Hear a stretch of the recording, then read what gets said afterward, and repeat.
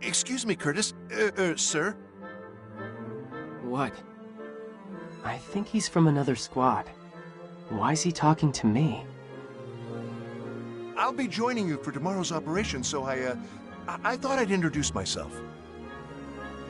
Sure. He came specifically to introduce himself. I should say something back, or something. Come on, gotta say something. God, I can't think straight. I can feel my face going red. I've heard of your skill on the battlefield, sir. I'll do my best, and I promise I won't slow you down. Just get out of my sight. Oh. What am I saying? No, it's just bad nerves. I don't know you that well, so... I'm sorry, sir. I'll just go.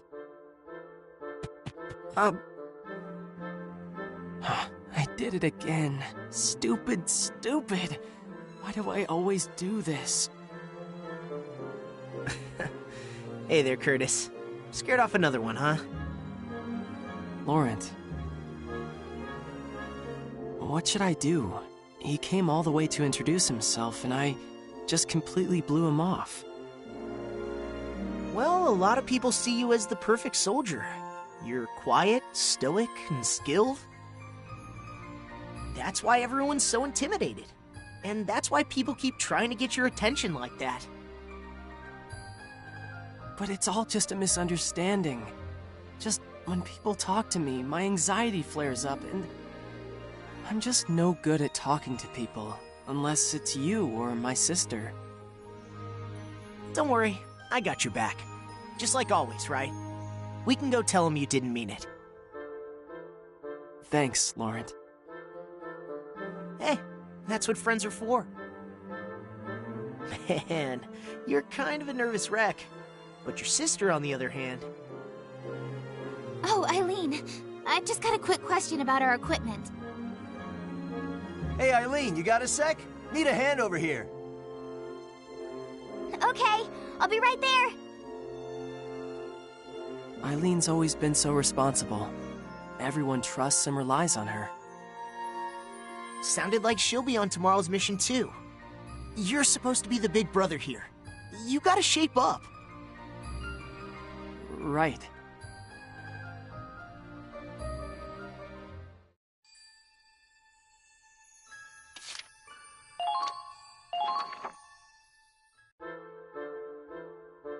Okay, that should be everything I need for tomorrow. Man, when we were kids, I'd never have guessed we'd end up fighting back-to-back in the army. Not to mention Eileen joining up with us. She used to be so shy. Eileen's changed a lot since we were little. She's gotten level-headed, reliable. I never imagined she could be such a warrior either. She's really proven herself on the battlefield. Maybe she's putting in the extra effort because she wants to help someone out? Someone she cares about? Wow. But who? You really are clueless. Maybe a certain brother of hers? Curtis, you're on the mission tomorrow, aren't you? Do you have everything? Yeah, I think that should do it. Come on, show a little confidence. Those Imperials will jump on you the first chance they get. Jeez, so transparent. Just come on out and say you're worried about him. And you, Laurent, stop babying Curtis just because he's your best friend. Ugh. You know, you used to be a lot cuter. You used to be so scared of everything, and you'd always come crying to Curtis for help. What? That was a long time ago. You're being stupid. Anyway, just make sure you're ready for tomorrow, all right? You're clumsy enough as it is, Curtis. And I'm not a kid anymore. I can protect him like he protected me.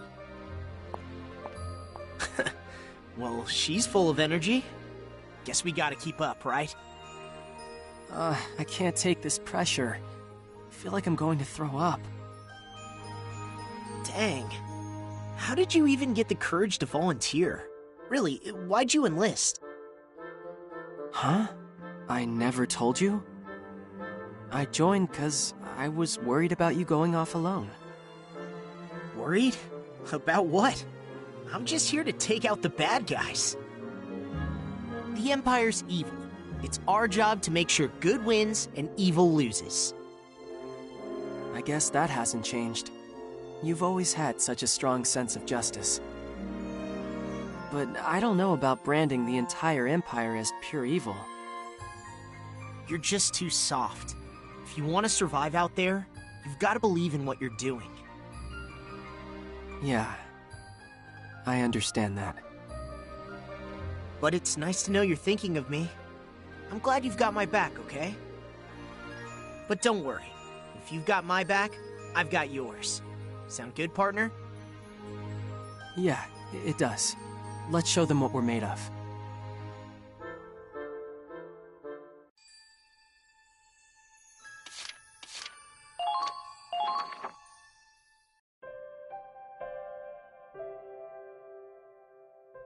Curtis?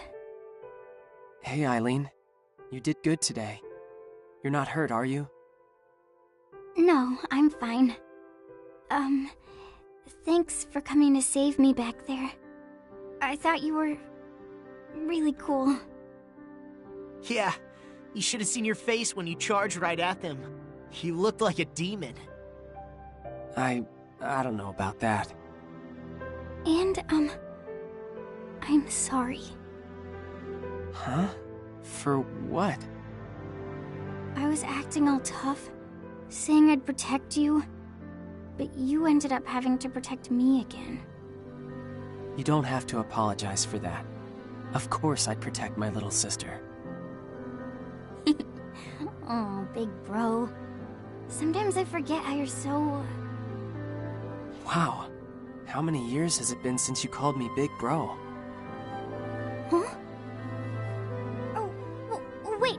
That doesn't count. I didn't mean to say it. I just came by to say thanks. That's all, okay, Curtis? Wow. Eileen's back to being shy. Now I've seen everything. Laurent? What's the matter? You're looking pretty down. I was just thinking about what you said. About telling ourselves what's evil and what's not. What did I say? What? You seriously don't remember? Sorry. Dang. You really are an airhead sometimes. But I guess that's how it's always been. Ever since we were kids. In the end, Curtis, you always were the one who could set us straight. And you always do the right thing. I don't know about that. I've made my fair share of mistakes. Sometimes it's hard for me to tell right from wrong. I know what you mean. I thought I had good and evil figured out, but I don't know anymore.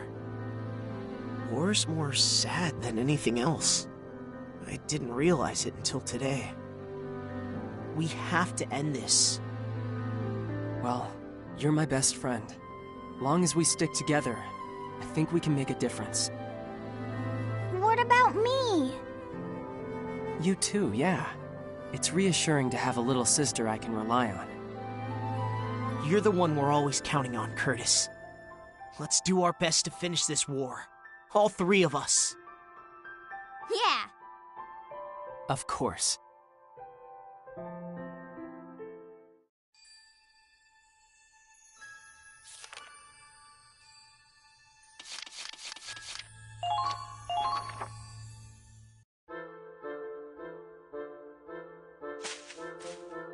I'll fetch a good price for this thing. And this doodad ain't half bad either. Got me quite a haul today. Godwin? Huh? Who are you? I'm Nico. Nico Emery. We're in the same squad. More importantly, I saw you stealing from those soldiers.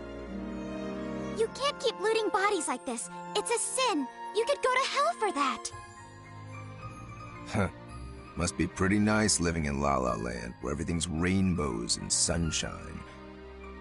But those of us in the real world gotta get by somehow. Besides, they're dead. They don't need this crap. I do. You could turn a blind eye, can't you, Missy? No, Godwin. I can't. What you're doing is disrespectful to the departed. Even if I turn a blind eye, God is always watching. Return what you took right now. The big man in the sky, huh? Ooh, I'm shaking in my stolen boots. If God was real, I would have never been born. Huh? You just don't get it, Missy. There's haves and have-nots. One don't know jack shit about the other. Not everyone's as privileged as you. Some of us gotta scrape and claw our way through the dirt to survive. What? Please, wait! Way to kill my buzz, Missy. Godwin. Don't bother with the likes of him, Nico. He didn't give you any trouble, did he? No. How much do you know about him, Rosetta? Not much. But I know a broken man when I see one. He looked lonely, but also angry, and yet so sad. Rosetta, I've got to help him. Hmm? I joined the army to make people's lives better. If I don't do something, who will? No one, I'm afraid. I admire your compassion, but changing the world is easier said than done.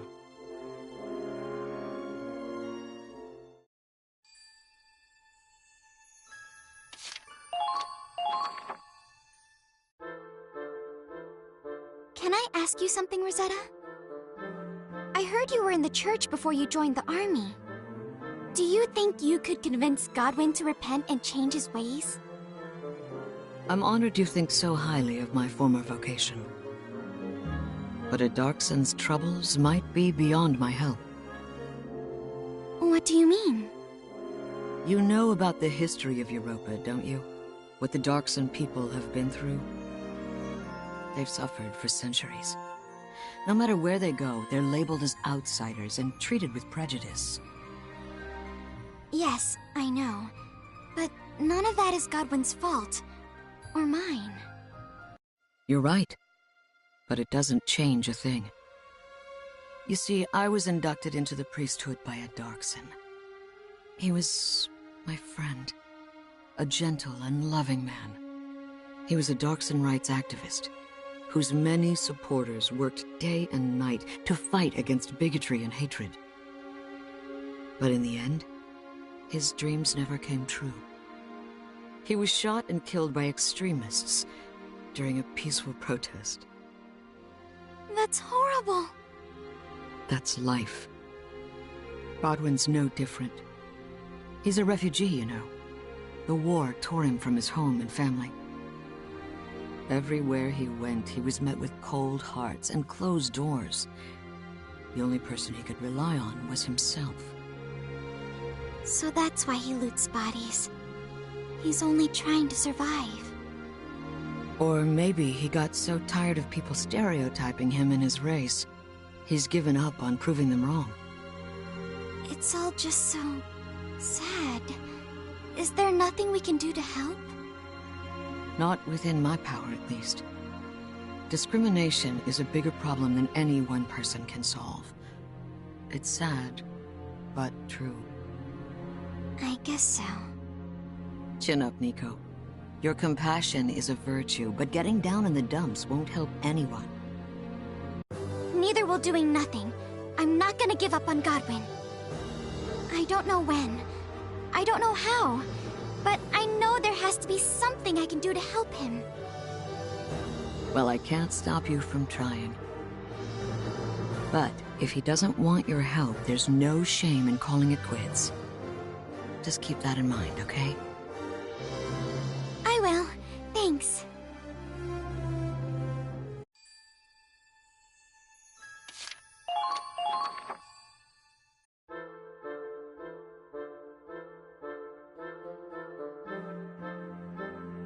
Godwin!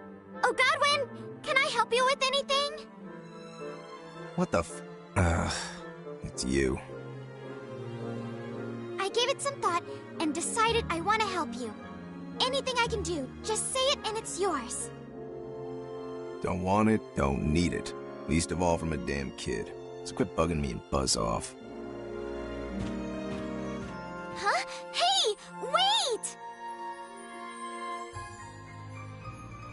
Godwin! Where are you?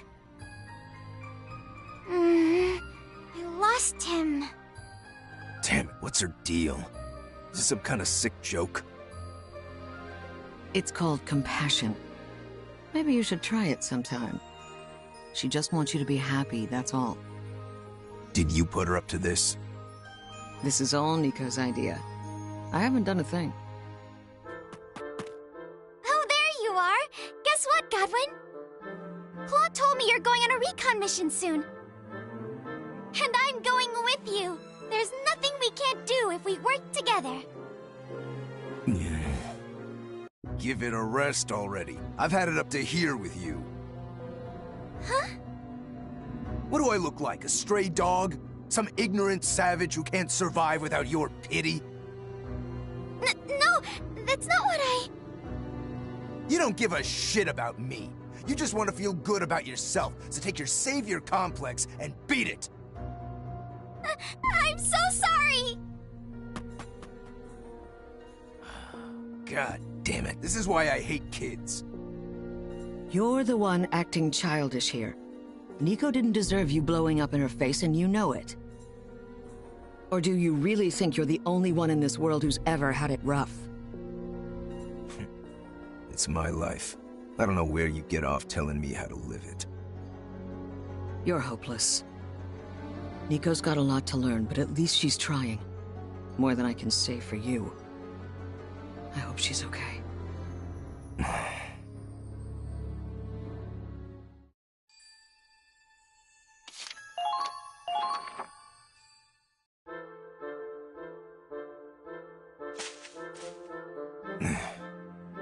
Back to corpse robbing already?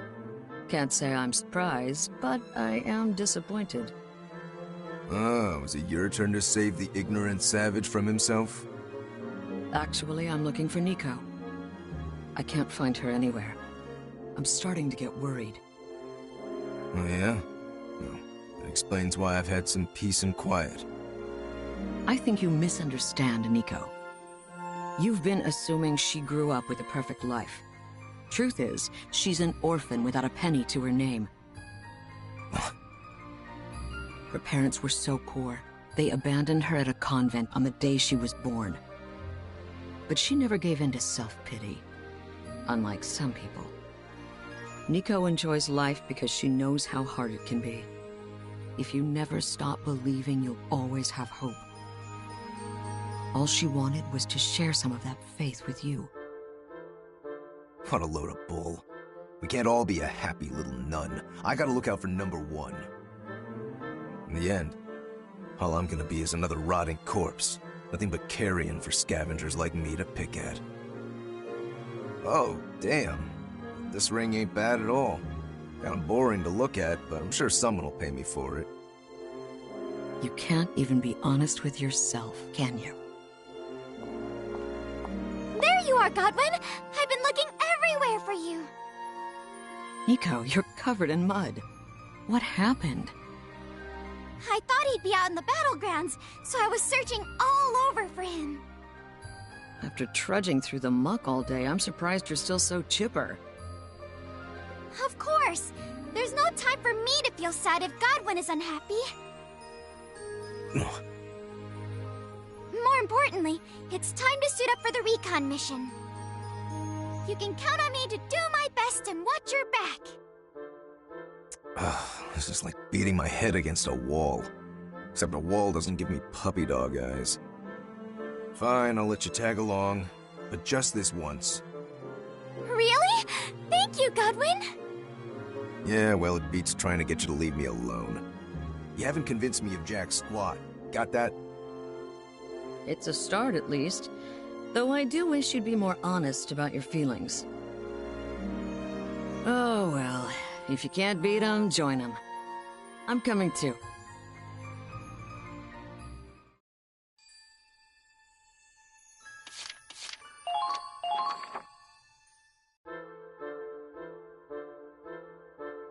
So what'd you think, Godwin? Did I help you? I may not know exactly how to help you, but if you feel even a little better, then I know everything was worth it. Feel better? All we did was shoot a couple Imperials. But, sure. I guess I feel a little better now. Really? Thank you! Nah, don't get all mushy on me. It's not like I'm gonna stop scavenging. Not with that attitude, you won't. Hey, that's none of your business. Oh, really? Well, speaking of business, that ring you picked up earlier is worth a small fortune. What? I'm surprised you could tell. From its outward appearance, most people would take it for a cheap trinket. Nah, it was just a hunch. I ain't no jeweler. Scavengers have to judge what loot's worth taking and fast. Over time, I got a feel for its value beneath the surface. You know what? You'd make a wonderful appraiser. Me? An appraiser? Most people would judge a book by its cover. An appraiser can see a diamond in the rough and know its true worth. Of course, you'd need to study up to make a profession out of it, but it has to be better than looting bodies. You get out of life what you put into it. We've all faced hardships, but what matters is how we grow from them. Appraising sounds great!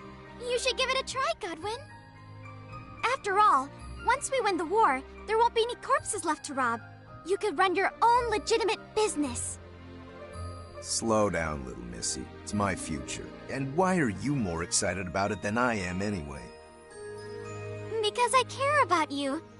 I'm gonna help you become the best appraiser there ever was. You'll have my support every step of the way. Together, I know we can make it happen. Hey, hold your horses. I didn't agree to any of this. Nico, you're a diamond in the rough.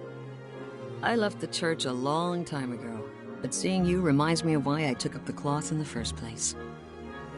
You truly believe in the goodness of others. Hang on to that.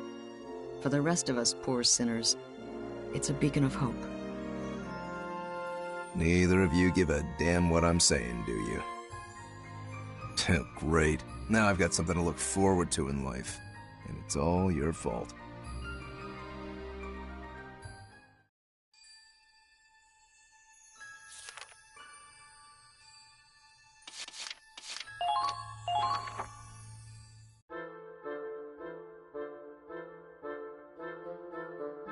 Oh, I messed up another mission. Why can't I do anything right? Great work out there, Leonhardt. You too, Aladdin. You really pulled through today. Just today? Try every day. Besides, seeing those imps shooting at women makes my blood boil. If you ask me, that mission was a real snorefest. They sent in a prince to do a pauper's work. Those guys are so skilled. They may be snipers like me, but they're in a league of their own. Oh, how can I be cool like them? What's their secret?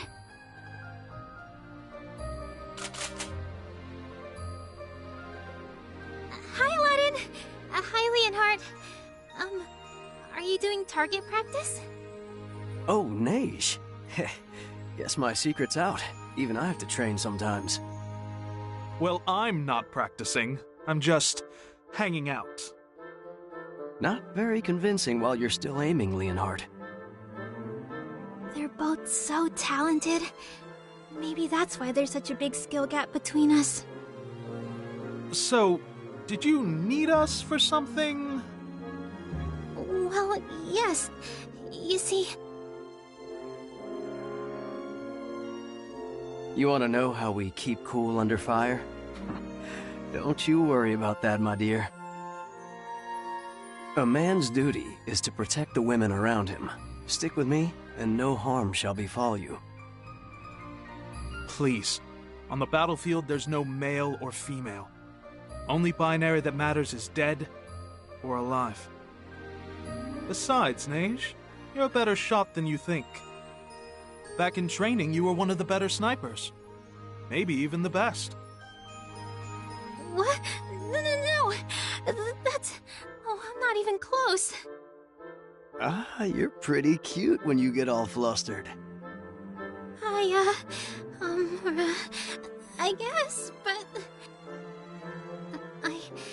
I can stay calm during training, but in real combat, I get nervous and start messing up. That's why I want to learn how to be cool, like you.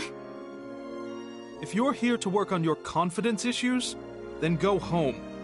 The battlefield's no place for that. Oh. You could have seen a psychologist or joined a sports team. Instead, you went to war. Why's that?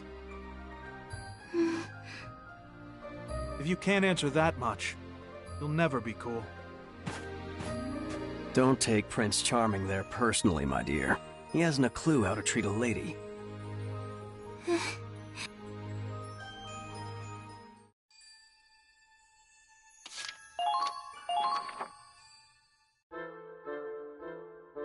Something wrong, Neige?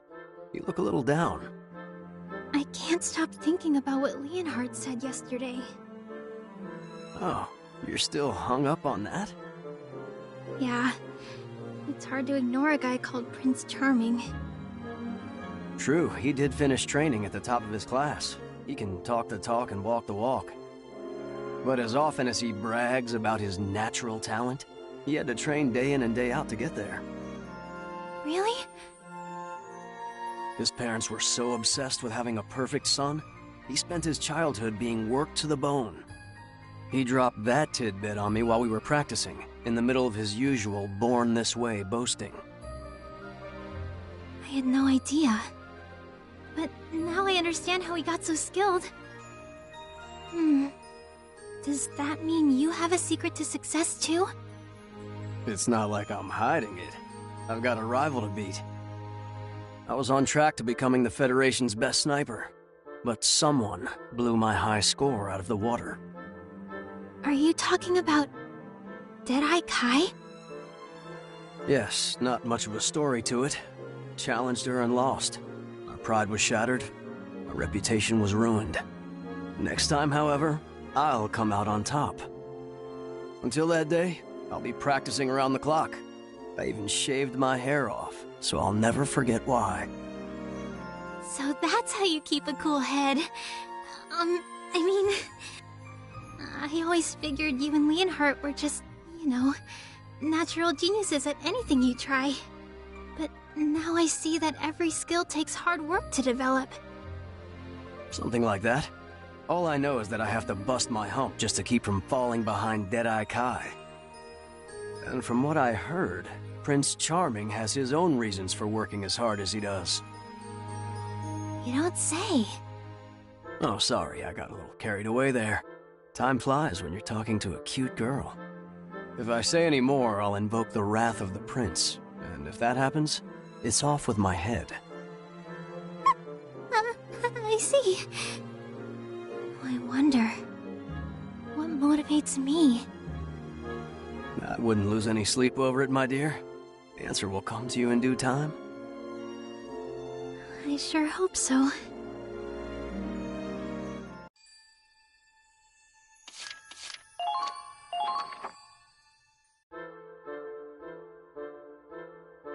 I think I've learned something through all this.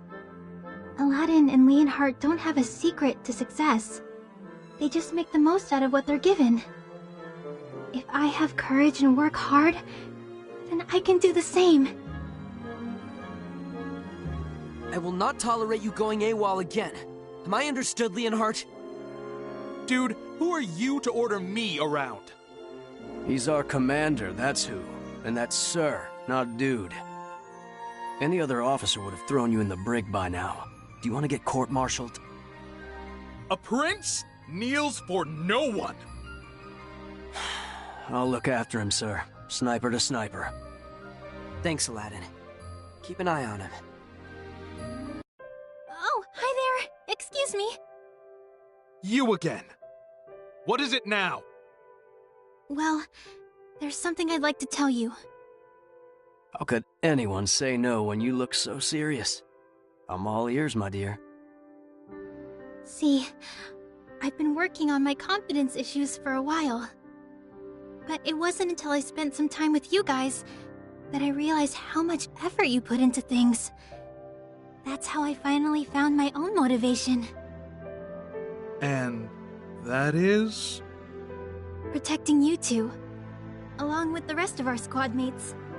Someone has to keep Leonhardt from going AWOL again. So, I'm gonna work hard to improve my skills.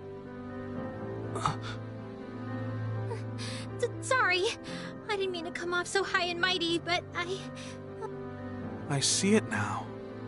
There, in your eyes. The spirit of royalty. These are your first steps on the road to rule. Huh? He just says his little one-liner, then waltzes off. Oh well, I suppose that's Prince Charming's way of rooting for you. You've earned his respect. Oh, I see. You know what, Neige? You're pretty cool yourself. Thank you. Well... Or maybe you've still got some work to do. Sorry.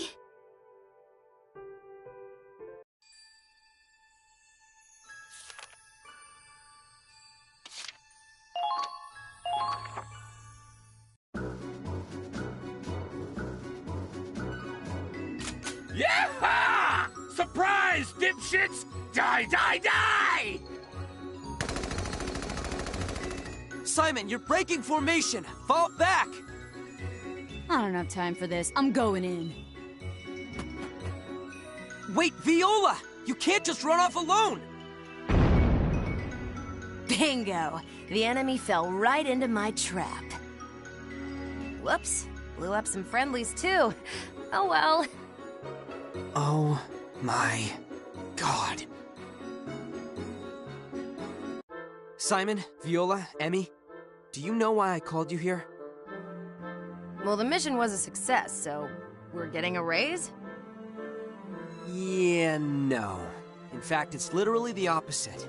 You're in real hot water here. Breaking rank, disobeying direct orders, friendly fire. And this isn't your first warning either. Honestly, I'm having trouble finding a reason not to discharge you. That's why I'm putting you all in a rehabilitation program. Rehab? Isn't that what the brass calls mock combat? That's right. I'll prep a fire team for you to spar against. I want you to focus on working as teammates. Yeah! Cut the power of teamwork, BS! I just want to go buck wild! Fine by me. Any way you slice it, a fight's a fight. I don't suppose we're getting paid, huh? Then can we just get it over with? You can take this seriously, or you can pack your bags. Your call. Hey, Viola, you're good in a fight. How about you do the heavy lifting and take care of this on your own? The strong don't take orders from the weak, and I'm no babysitter. Hear that, Simon?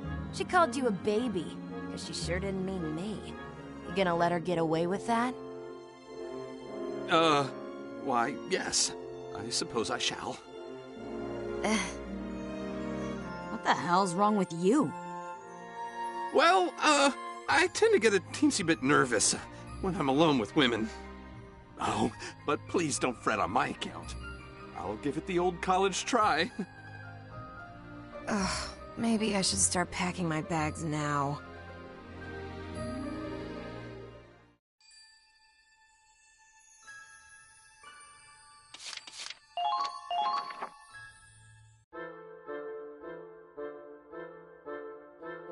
All right, you're done with the rehabilitation program. So, how'd it go? Did you learn to work together as a team? I learned my lesson. 3 gunners are better than 1! Yeah, it actually wasn't all that bad. Aside from you two stealing my kills, I agree. Good. I'm glad we could work this out. By the way, Claude, you really earned my respect out there.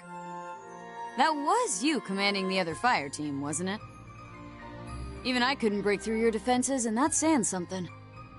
Sorry I didn't respect your authority before. From now on, when you tell me to jump, I'll ask how high. Thanks. I'm glad to hear it.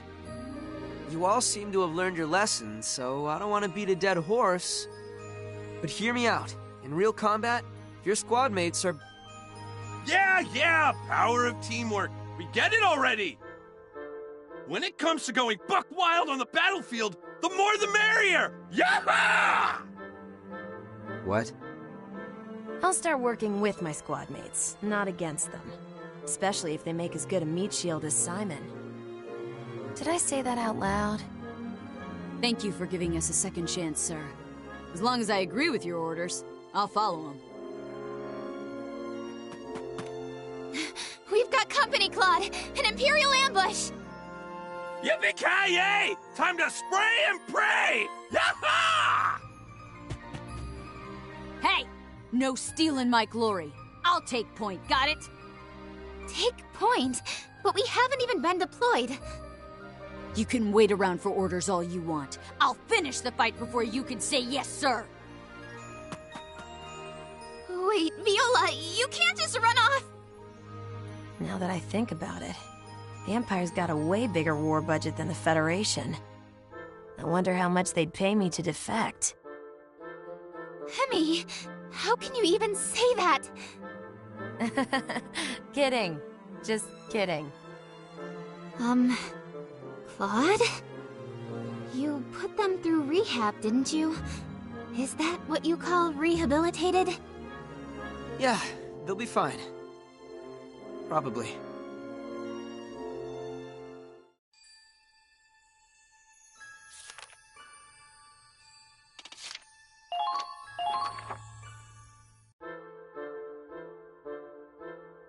Hey, Loof? There's, something I wanted to ask you. Then stop dancing around it, idiot. Get to the point. Never mind. It's nothing. Sorry to bother you. Loof, was that guy just crying?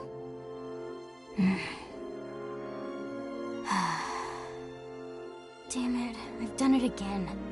Every time I try talking to someone new, it comes out all wrong. I was only trying to ask, how may I help you? Ugh, I'm beat. Another day, another ducat. Then take a dirt nap, maggot. Oh crap! I'm sorry, Loof. Please don't hurt me! I meant to say, you should get some rest. Something's getting lost in translation. Why don't you try using kinder words? I can't. And I know exactly why. I skipped a few grades to graduate from Naval Academy early. While kids my age were making friends, I was in boot camp. So I never got used to small talk, especially with men. I get all tensed up, and the insults just come flying out. Is that why you talk like a drill sergeant? Now that you mention it, there was this one instructor. Son of a bitch, swore like a sailor. I must have picked up his cursing as a defense mechanism. On one hand, I do admire your assertiveness. On the other, it's pushing people away. But you can talk to me just fine. Maybe you only need to break out of your shell. Loof, I just had the best idea. You remind me of an old friend. The two of you should chat. Practice does make perfect. Alright, set us up. Will do. Oh, perfect timing. Ben, can I have a moment? What? I'd like to introduce you to someone. Hmm?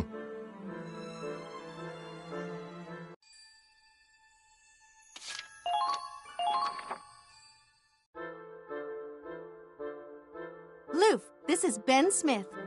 You might know him as Stalshrot. Ben, this is Loof. She's the ship's radar operator. Excuse me, Marie. I have a question for you.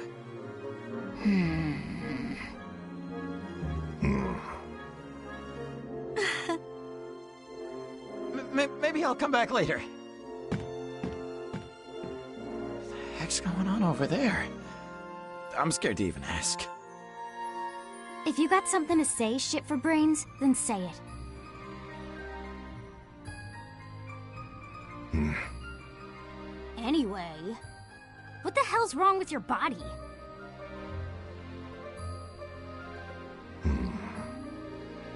He's not saying anything. What am I supposed to do? Marie, is this about my next mission? No, I just wanted you and Loof to get to know each other. Then it's a waste of my time. I'm here to give my life in battle, not make friends. Oh, Ben. I don't even know you anymore. Sounds like you and that walking trash can go way back. Before I became the radio operator, he and I were squad mates. You've been on this ship's crew for a while now. Just how old are you? Back then, he was just a man of flesh and blood. A passionate soul with a kind heart. She completely dodged the question. But every time he got wounded in battle, another piece of him was replaced by cold, unfeeling metal. The doctors say his loss of emotion was caused by repeated head injuries. But I think he has survivor's guilt. He's seen so many of his friends die. He's become more machine than man. So you want Stahlschrott to feel human again? Yes. I thought talking to someone else with people problems might help him open up. Yet that didn't work either. I'll give that hunk of junk another shot. But next time, we'll let our guns do the talking.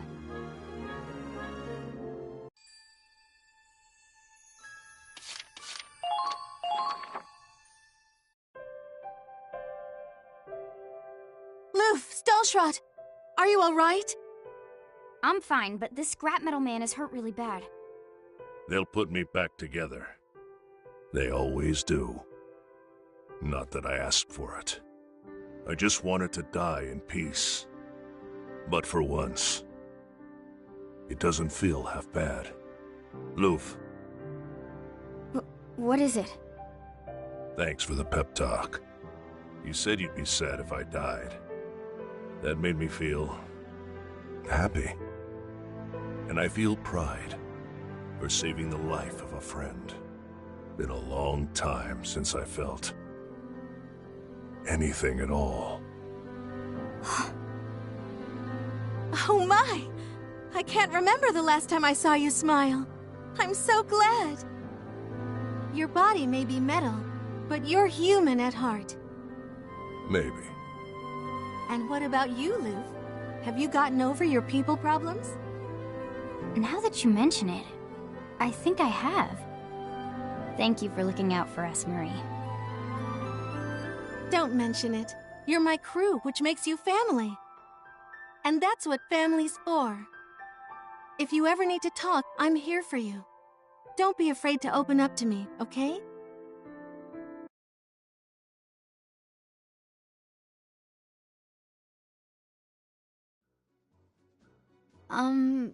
Guys, what's going on over there? You there, maggot. Yes, ma'am? How can I help? You look like crap. Go take a long walk off a short plank. My apologies!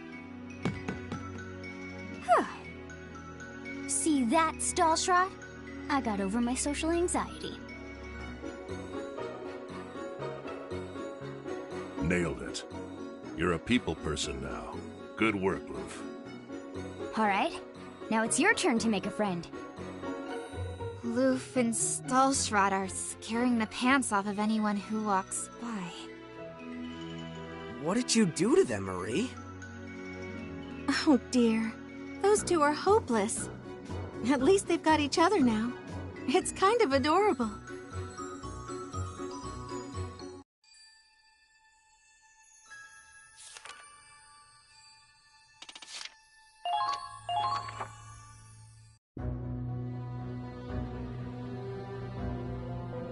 What's all that racket over there? Oh, those three are at it again. Lady Rebecca, what, pray tell, were you playing at? Why did you withhold Ragnate from your comrades? Could you not see their wounds? They were superficial and a waste of good Ragnade. Those whiners just needed to rub some dirt in it. A waste, you say? What use is a medic who hoards medicine? I have my own ways of doing things. Besides, people in glass houses shouldn't throw stones. What do you call a gunner who can't shoot a gun?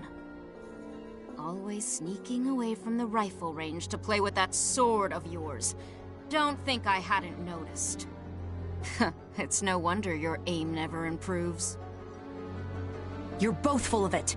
We're soldiers. We can't just do whatever we damn well please. Rebecca, that Ragnade is Federation property. You don't decide who gets first aid, you give it. And you, Fleuret, do you even know what year it is? Only officers can carry swords, ceremonial swords. How can either of you demand respect if you disrespect the rules? Let's talk this over and come to a solution. Now see here! I'm not the one bringing a toy sword to a gunfight. A toy? Say that again! I dare you! Rebecca, Fleuret, and Mabel aren't getting along, huh? That's putting it lightly. They're at each other's throats. But if you ask me, it's simply a matter of getting to know each other better. They're good people. They just need a nudge in the right direction. In that case... I've had to reassign sleeping quarters after some random personnel changes. In other words, you're bunking together now. All of us? Doesn't matter to me. I can't help but feel that there's an ulterior motive here. Is there a reason for the reassignment, sir? Nope. Like I said, totally random. Incidentally, you're also being assigned to the same fire team tomorrow. That'll be all. Dismissed.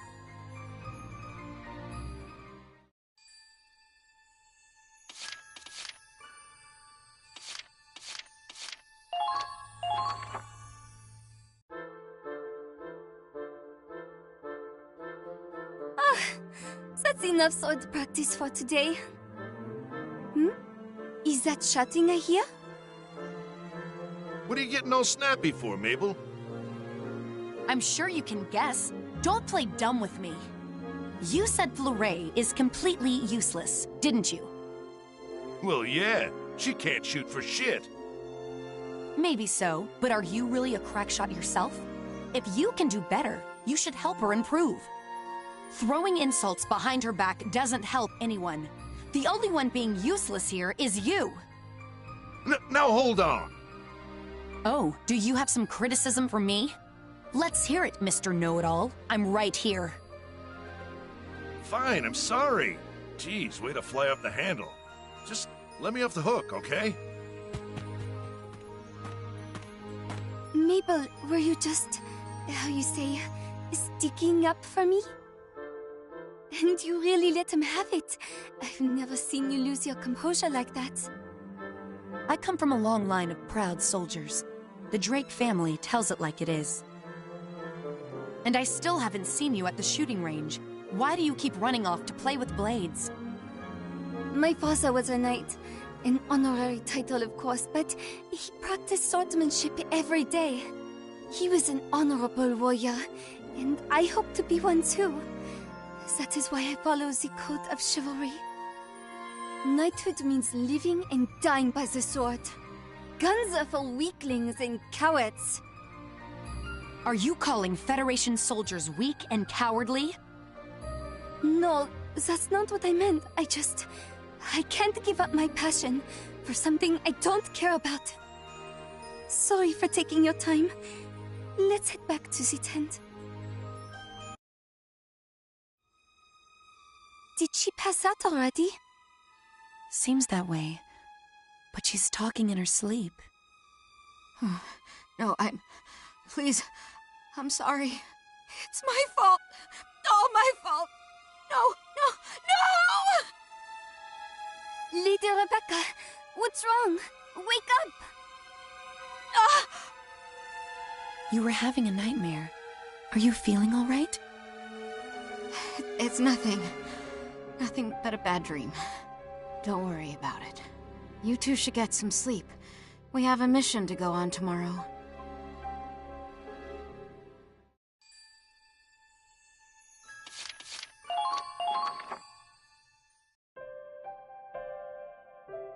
That should do it.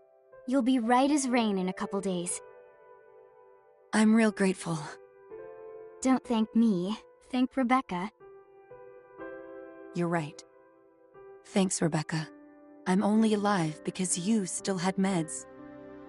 Do you always keep extra for a rainy day? There was a time when you gave out Ragnade like candy, right? Another medic told me about it. You'd run to heal anyone who got so much as a scratch. They'd all laugh and tell you not to baby them.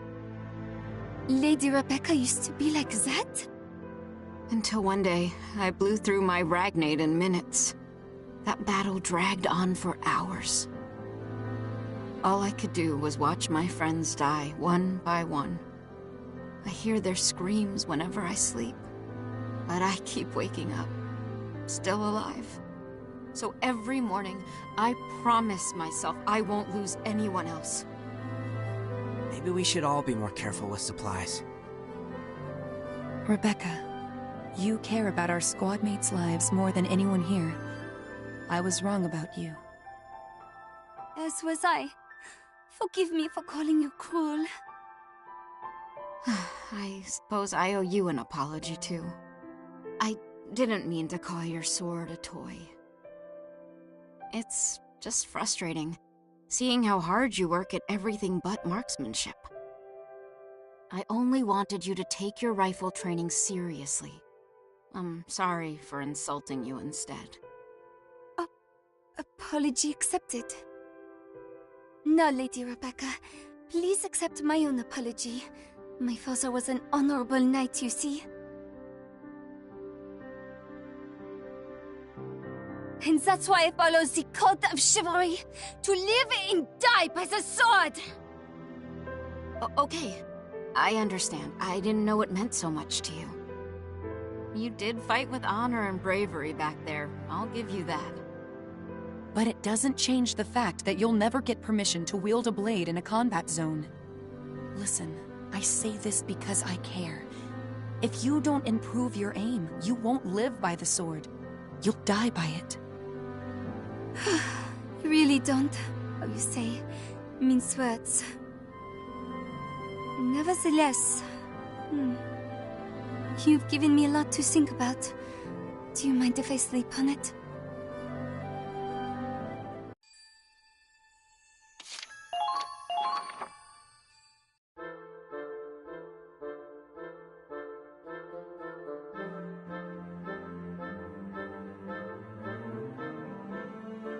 You want me to help with your firearm training? Next you'll be telling me Porcavians can fly. So, does that mean you've come to a decision? Oui. I think you've won me over. I always felt that relying on guns is weak and cowardly, but that isn't the case at all. A true knight uses the best tool for the task at hand. I couldn't agree more. Take our last mission. We all fought with honor and courage. It's not the weapons that matters, but how we use it. Thus, I promise to devote myself to gunplay and swordplay. From now on, I shall take my marksmanship seriously. Glad to hear it. I'd be happy to help you make up for the practice you missed. That's all well and good, but remember, safety first. Don't go shooting yourself in the foot. Oh, but before we begin your training, this is for you, Flore. Karen stitched your torn holster back up for you. Try to take better care of it next time. I'll treat it like my shield, Lady Rebecca. But why is there a teddy bear stitched onto it now? Karen said she made it cuter for you.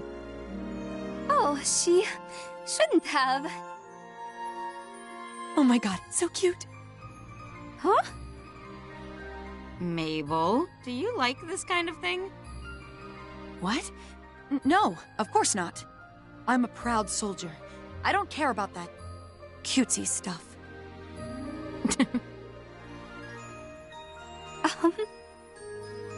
I think Karen has some other patterns too. Oh, like bunnies and kittens. Really? Take care not to tear your uniform, Lady Mabel. It's not like I do that on purpose. Enough of this. Your training begins now, Fleury. We'll start with a mock battle. Just you and me. Wait, what about target practice? Is this your way of taking revenge? Don't be dramatic. We'll use non-lethal rounds. Though I have no intention of holding back. Lady Rebecca, would you be so kind as to heal me, should they need a rise? Nope, that's a waste of good ragnade. Have you no heart? I guess they've grown closer. Can't you tell? They're best friends forever now.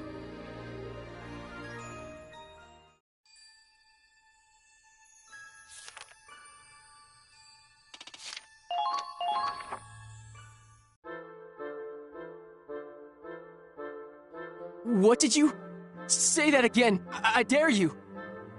Certainly. I can say it as many times as you wish. I will not ally with filth like you. The Darksins are an inferior people. They are without class and without honor. Fighting alongside a base-born creature like you would disgrace the name of my noble family. You think you can get away with saying this crap? When Raz hears about this... Hey, what the hell's going on here? Oh, bro! Hey, Gertrude, you got some nerve talking to me like that. You wanna try saying that again with my bro here? Raz and I, we're tight. You screw with one of us, you screw with both of us. Silence! What? You would rely on another to defend your honor? Have you no shame? This is precisely why I detest Darksins. Your lack of class is only a symptom of a deficiency of character. You... Damn it, I don't have to take this! If you dislike insults, Darksin, try to ensure they are not deserved. There's assholes everywhere you go. Don't let it get to you, Zyga. Right.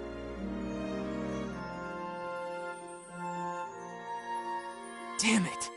Gertrude. That bitch thinks she can say whatever she wants. I didn't choose to be a Darksin, damn it! Every word out of her mouth pissed me off, but I couldn't say anything back. That was pathetic. Hey, kiddo, what's got you down? Oh, hey, Vancy. Ah, you stink! Have you been drinking since noon? You can barely walk straight. What? No! I'm perfectly fine. Still going good. Fine, no problem. But hey, I mean it. What's wrong? Come on. I can't see kids like you all sad. Makes me wonder what I'm fighting for. You need any advice, okay? You come straight to good old Vancy. Good old sober Vancy.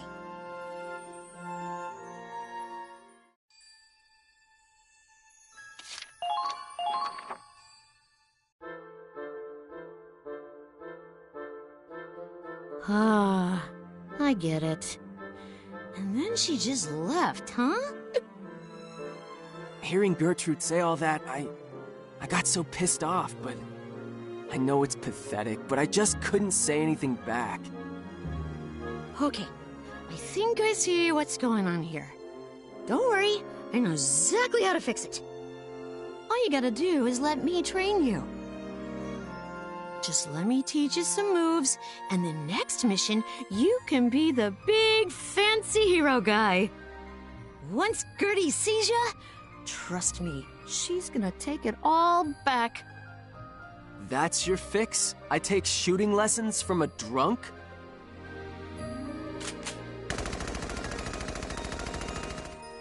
What the? Whoa, Fancy! Careful with that!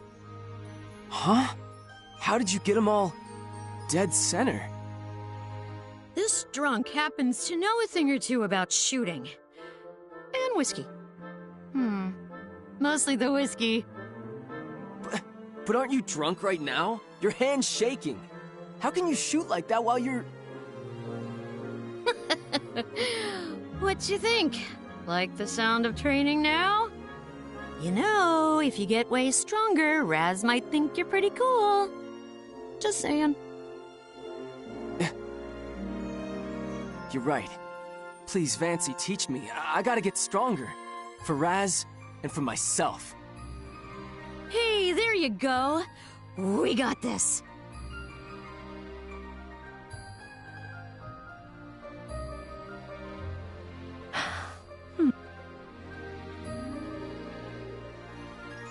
How'd you like that? Bullseye again. I'm getting better, right? Looks that way. Not bad for a couple of days' practice. Now we just gotta put it to the test.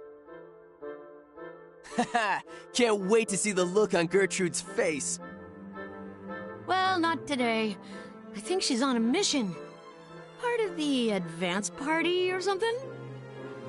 Damn it, some timing. Why the hell am I stuck on standby? Zyga, Fancy, I just got word from Claude. We need reinforcements.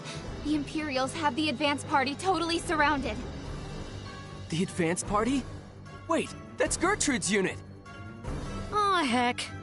Sounds like things are getting messy. Let's go save them. Riley, let me handle their backup.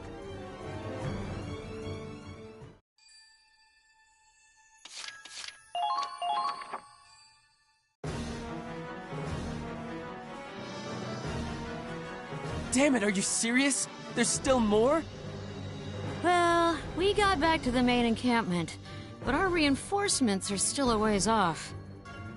By the way, Gertrude, how'd you end up all alone here? I was acting as a decoy to secure my comrade's escape. You? A decoy? The aristocracy has a duty to their people. That is why I enlisted, after all. I had no idea. Guess you're not such a snob after all, huh? I mean, I get you were acting as a decoy, but that doesn't explain you looking so messed up. Found them! Federation soldiers over here! Take them out! Gertrude, what the hell are you doing? Hurry and get down! I am a woman of noble birth. I refuse to grovel in the dirt like some pauper. What? Everyone, over here! We've got a Fed! Let me get this straight. This is how you were fighting before we got here? Naturally. Why, I barely had any time to rest between all the waves of Imperials. They're only attacking you because you're standing out in the open, you idiot! Well, that explains why you look all beat up. Noble's got it rough. Screw nobility! Look, get down and hide! Ah, Zyga, for once in your life, be quiet. Do you hear that? Coming from behind us, I think. Wait, that's gotta be... It's our allies! And Raz! They all came to rescue us!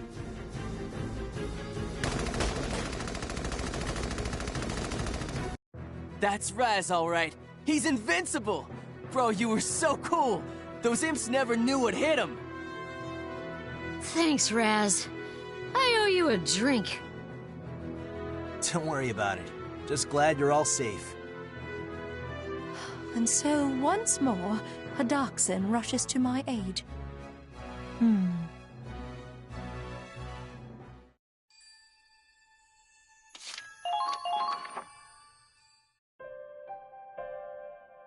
Good, you're all here. May I have a moment of your time? Whoa, Gertrude, you look like you're ready to kill a guy. So what, are you here for more insults? Well, now you gotta answer to Raz. It appears some things never change. And insults are not my intent. I came to offer my thanks, and an apology. Huh? You saved my life in that last mission, so thank you. And I owe you a formal apology for disparaging you and your heritage. I am truly sorry. I know you're training harder than anyone to grow stronger. Huh? Wait, really? In truth, I could not conceive of people like you among the Darksins. No, perhaps it was foolish of me in the first place to judge a person's character by their class or ancestry. After all that crap you said before, I'm kinda not sure how to take this. But there's something I gotta tell you too, Gertrude. If you hadn't provoked me, then, well, I probably wouldn't have worked so hard to prove you wrong. It doesn't excuse all that crap you said, but I guess I'm grateful for that push, or something. What's going on here? You two are looking awfully close after all that fighting. Aw, you kids! Gives me the warm fuzzies seeing you all bright-eyed and bushy-tailed again. Yeah, guess it's kids like them that remind me. Better to leave the past in the past and keep moving forward. What's that? You say something, Vancy? What, me? Oh, I'm just glad you two got over your differences and all. I'd say this calls for a drink. You wanna come get a beer with us, Gertie? I'm afraid I must decline. If you'll excuse me, I was about to go enjoy some tea before our next orders came in. We're in the middle of a war and you need your tea time? A lack of tea would kill me more surely than any bullet. You'd understand if you were a noble. I wouldn't mind having you join me if you're so inclined. Huh. You sure? I'm sure such refined flavors would be wasted on a simpleton like you, but yes, by all means. What? Damn it, that girl pisses me off. Help me out here, bro. Come on, kid. I can't tell if those two are actually any closer. They are. Gertrude's just being all shy. She's never invited any other squatties to tea before. I'm afraid I don't see how that matters. Zyga, come. If you dawdle much longer, I shall leave you behind. Wait! Hey, get back here! I said wait! Tonight, I'm gonna break out the good stuff.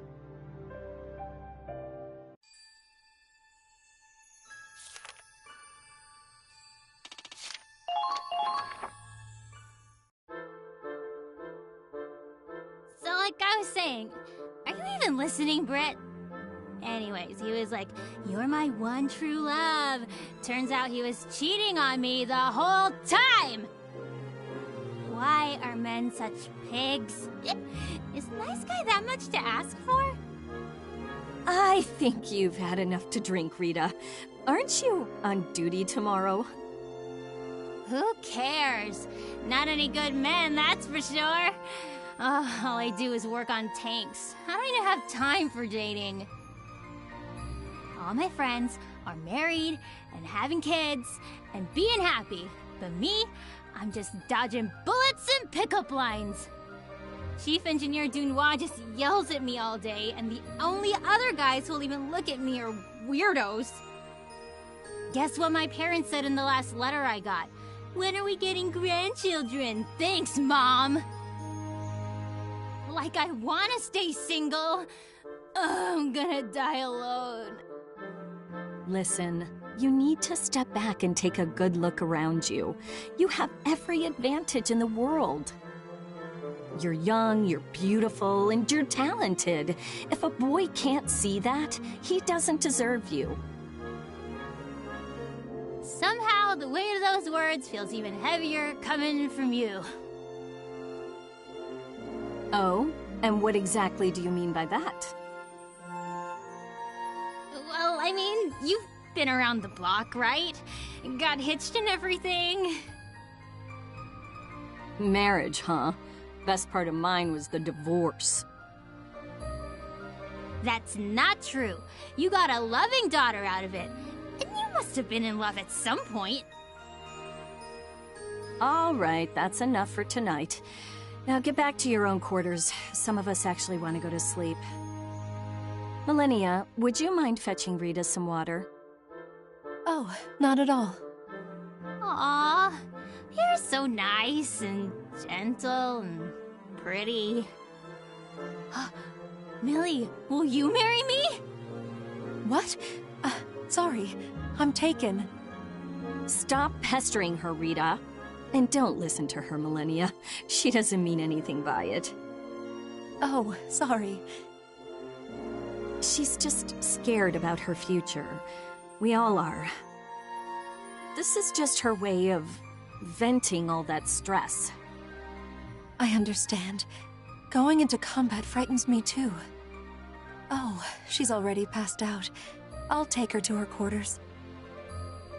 Sorry to ask this of you. I know you've got enough on your own plate. Oh, don't worry about me. Really.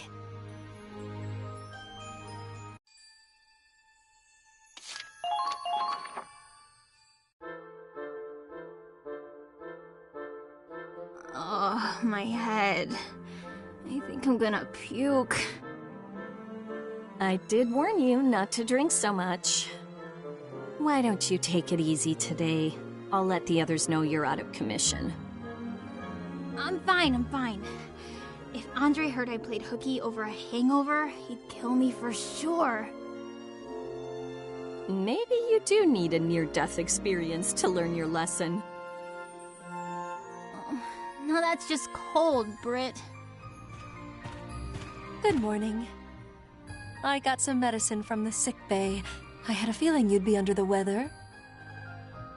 Here, drink up. It'll help. Aw, how sweet. You're my goddess, you know that? Goddess? That's a bit much, don't you think? Of course not. You're caring, considerate, and compassionate. I should really take a page out of your book. The guy who gets to marry you is the luckiest man alive. Oh, right. Before I blacked out, I remember you saying you're taken. Care to share some dating tips? Well, Rita, get over here now! Huh? Where are we going, Britt?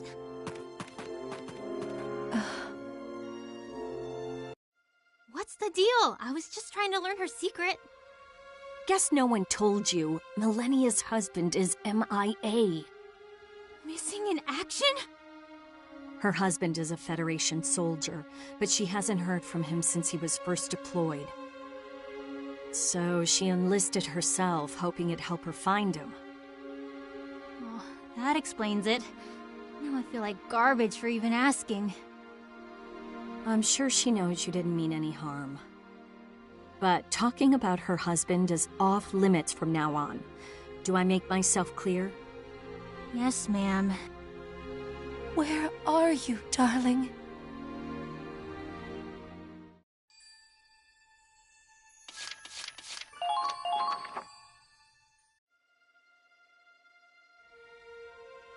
Sir, are you sure? Is it true? I'm sorry, but yes. I got the notice from HQ this morning. They confirmed it from his personal effects. He had a photo of you on him. No! I don't believe it! I can't! That's not even... It's not possible!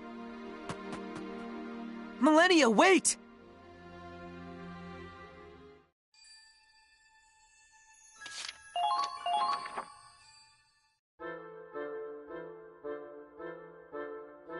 And that's why I'm holding out for Mr. Wonderful.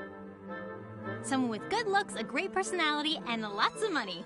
Oh, and a high social status wouldn't hurt either. Honey, you'll be an old maid before you find a man like that. How long are you gonna live in La La Land? If you wait for Mr. Wonderful, Mr. Right will pass you by. Then how about you, Britt? What kind of guy makes you happy? I'm done with men. My dear sweet Becky is my happiness. Well, good for you. But you already got married. Some of us are still trying to catch up.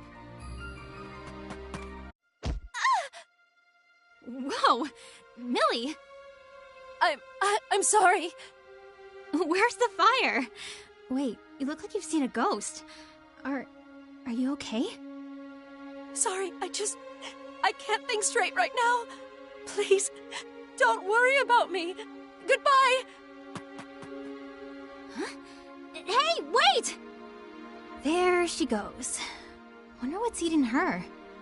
If there's one thing I've learned from motherhood, it's that don't worry means you should definitely worry. Is it her husband? I've got a bad feeling about this. I'd go after her, but we've been ordered to stand by until our next mission. What do you think, Britt? If we go AWOL, we'll be in as much trouble as her. Well, we do have our orders, and rules are rules. But then again...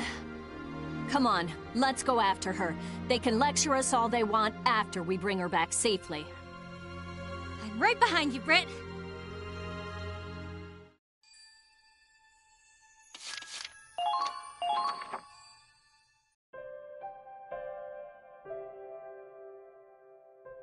Safe and sound. Now that's what I call a rescue mission. Millennia, I can't imagine what you're going through, but you had us worried sick.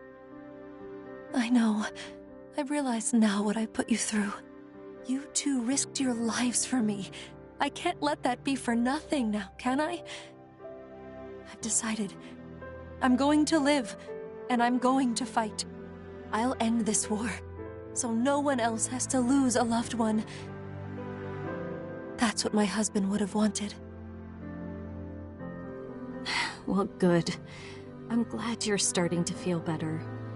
It'll hurt for a long time, but the pain will pass. Thanks, Brittany. And thank you, Rita.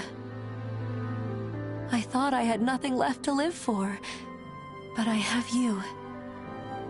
I'm so thankful we have each other to lean on. Oh, hush, now you're just being dramatic. You've got a point, though. Only reason we're alive is because you were there to return the favor. I wish I could love someone as powerfully as you do, Millie. You've got so much passion in your heart. And if there's one thing I've learned from you, it's that the power of love can beat anything. The power of love, huh? The hard part is recognizing when a man's worth that love. But I guess that's not impossible.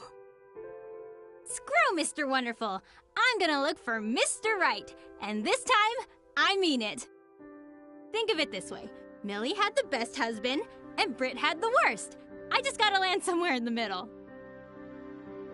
Still so young. Oh, what I'd give for half that optimism. Don't give me that, you cougar. You'll catch a man too. We're on the prowl together now. No, please. My dating days are long since over. Age is just a number. You're never too old to find love.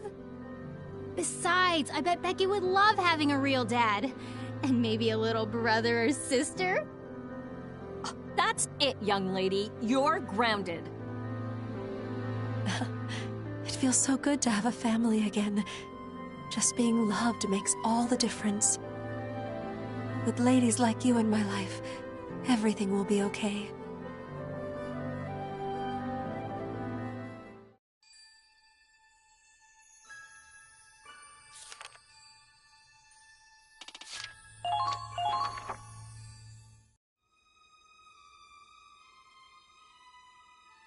Found it.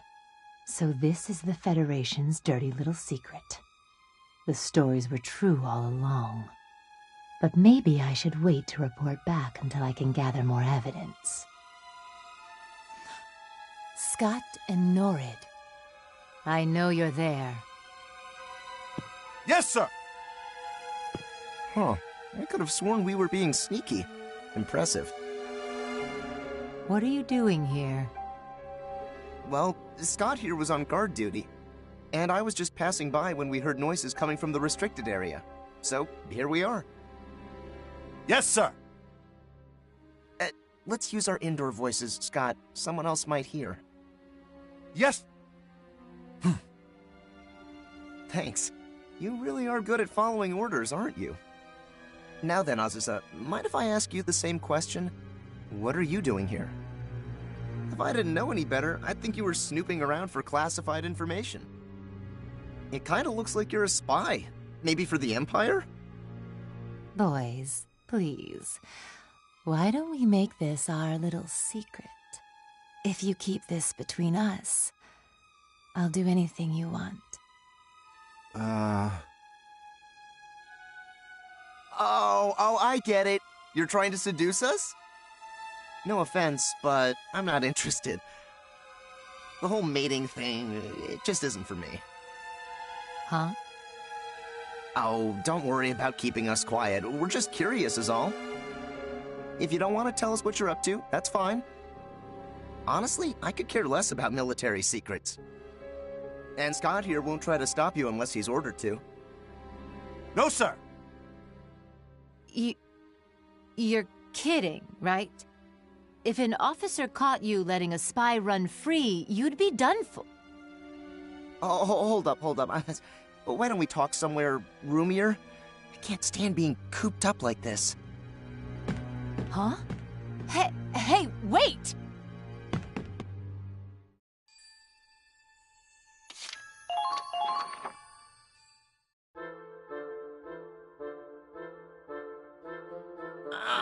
Feel that breeze. Nothing like the great outdoors. Yes, sir.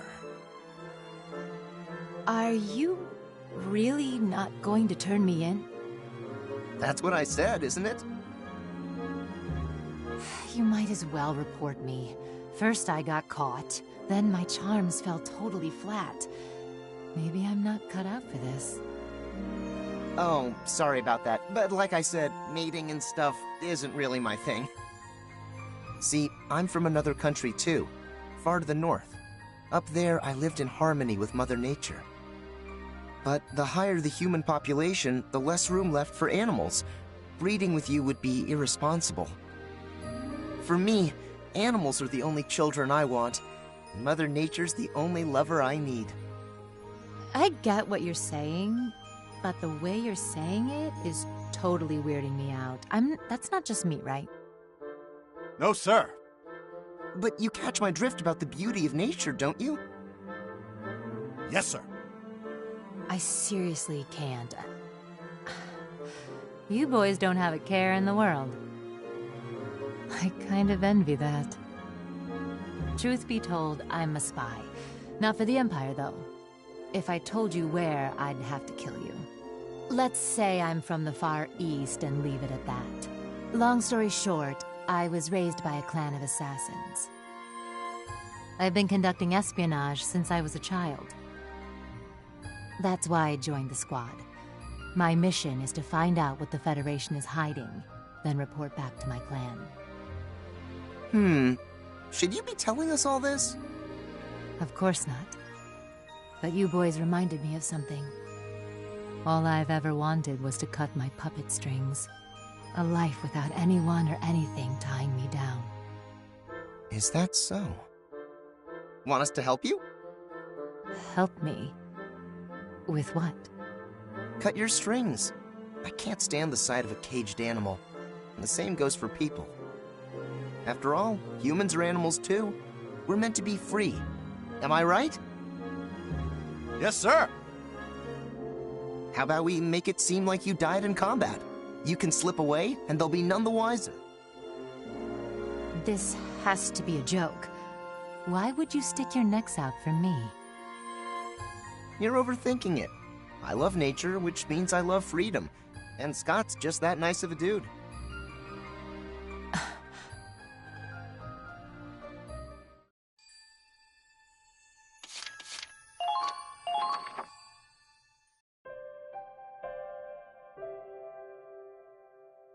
Good thing the rest of the squad is drunk on victory. I think we broke off unnoticed. Here's your chance to leave, Azusa. You're free now.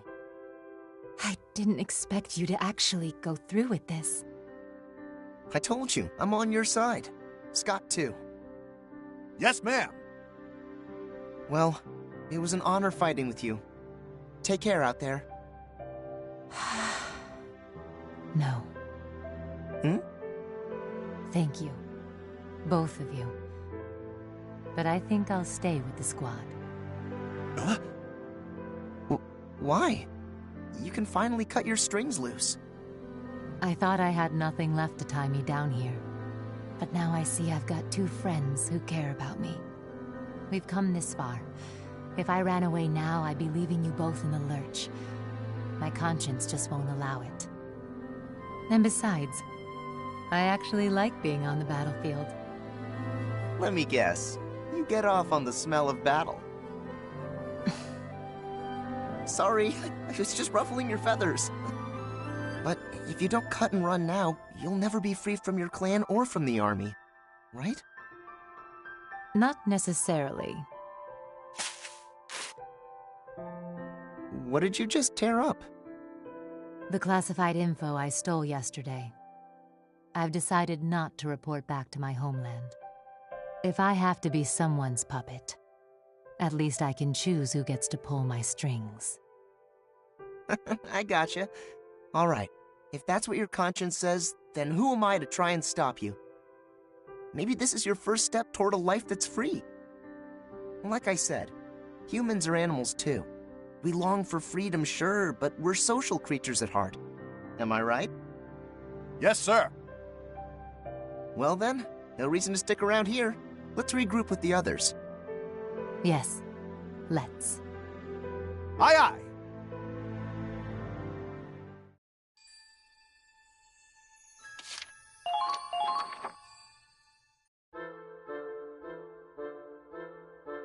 Oh good, you're back. I was worried when you disappeared. Sorry about that. Took us a while to shake those bogeys off our tail.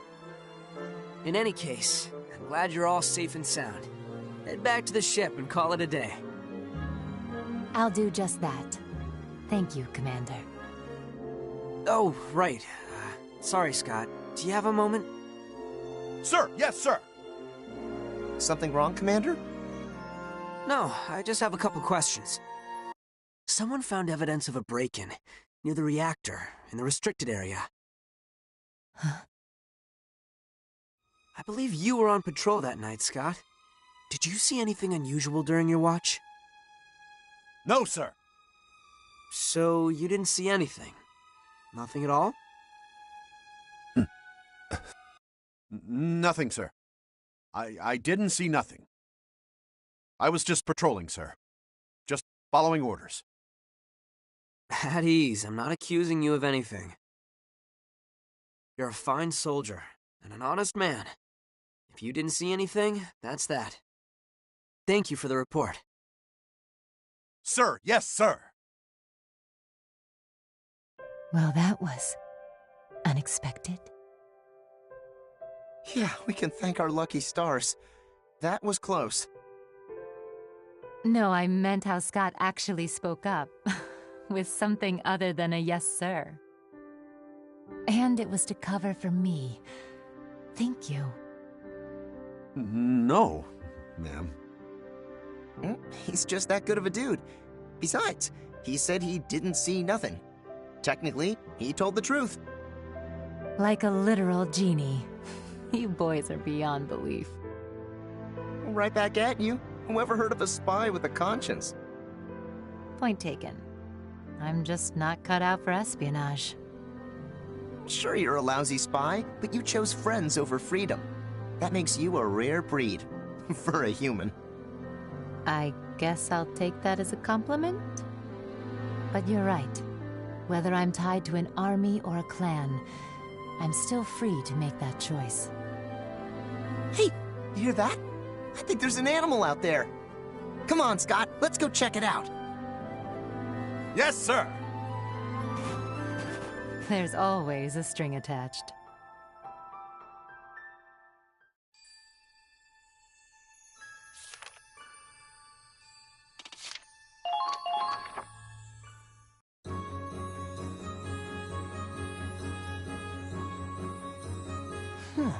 These treads are really made to last, and the armor plating is angled to deflect shots.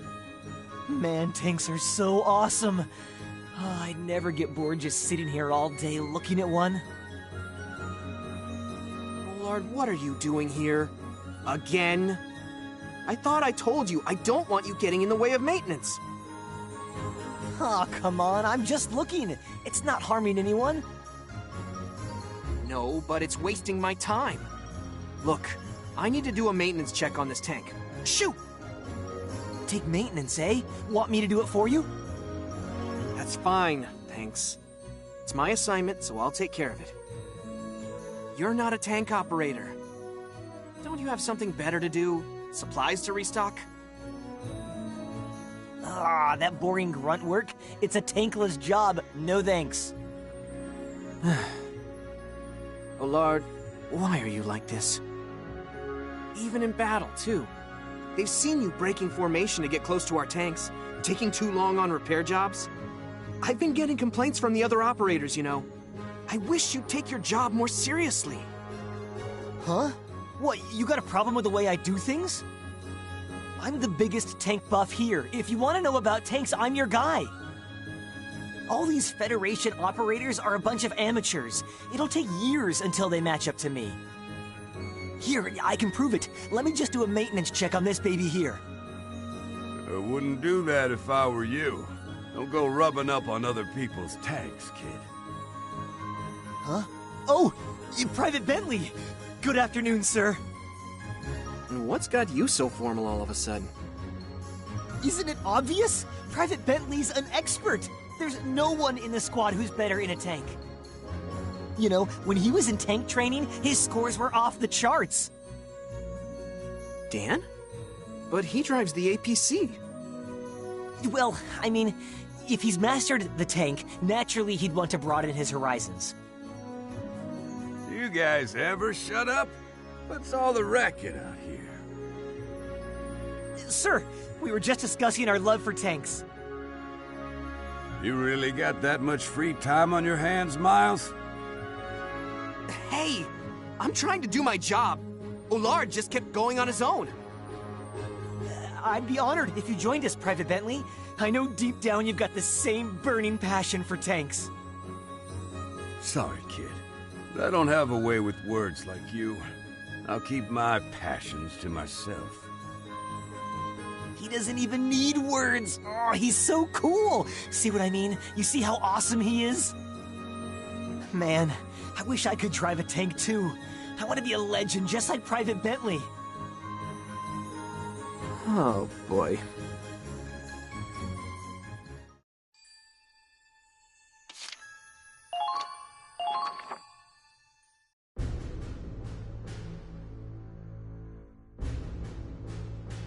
I just received a transmission from Federation headquarters. There's an Imperial tank division heading our way. Our orders are to stop it. A whole division? Sounds like this won't be a quick skirmish, huh? Looks that way. I'm planning to send a tank operator and an engineer to support the efforts. Understood. I'll let the other operators know. I'll be counting on you to direct us, Claude.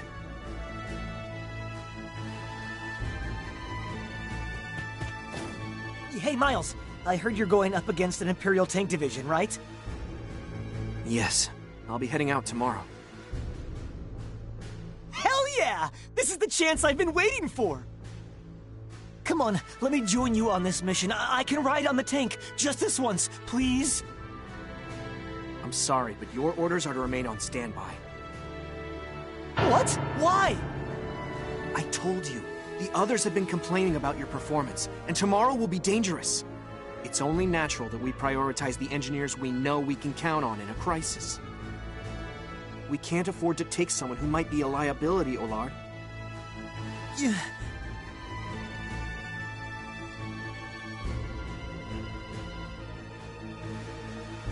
Almost time. Only a couple moments until that battle against the Imperial tanks kicks off. Damn it. Why was I put on standby? How come I'm the one who has to sit out a tank battle? I'm the only one here with a real passion for tanks, so why... You look like you're in a rotten mood, kid.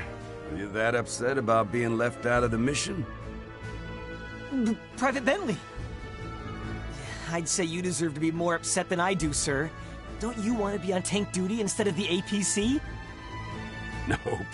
This suits me just fine. Going from tank to APC was my decision anyway. You chose to? But you were the best tank operator during training, weren't you? I'm not into killing. Whatever skills I got, I'd rather use them to help my teammates. Wherever you want to go, there's always more than one path you can take. That's what I think, anyway. Huh? You got a head for tanks, do you? Well, if you love them that much, then think about what you can do.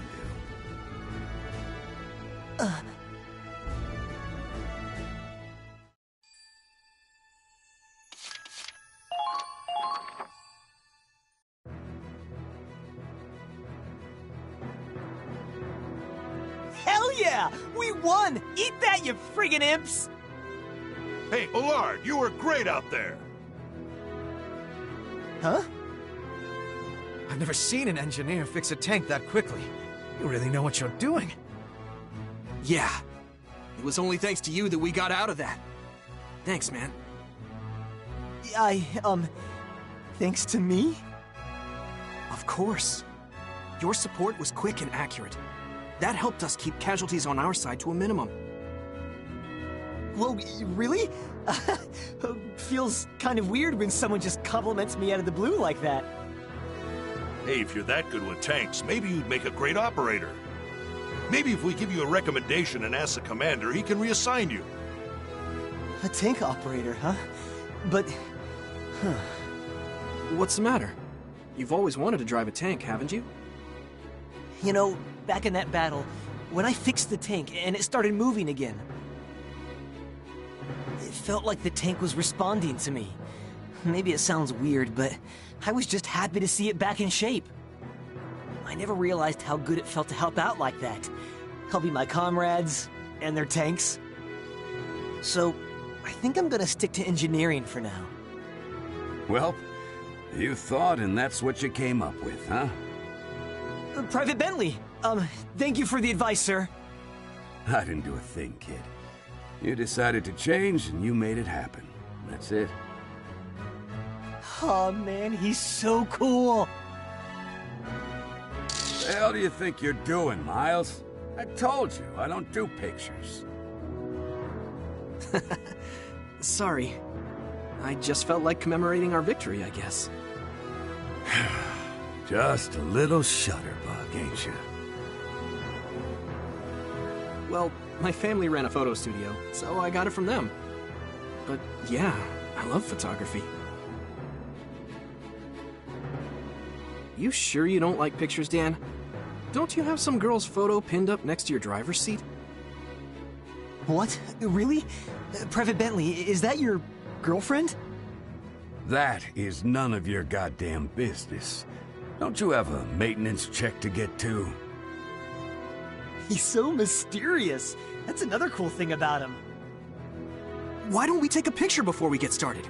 I just managed to get my hands on a new roll of film. In that case, get a picture of the big fella. He was our MVP in that battle, wasn't he?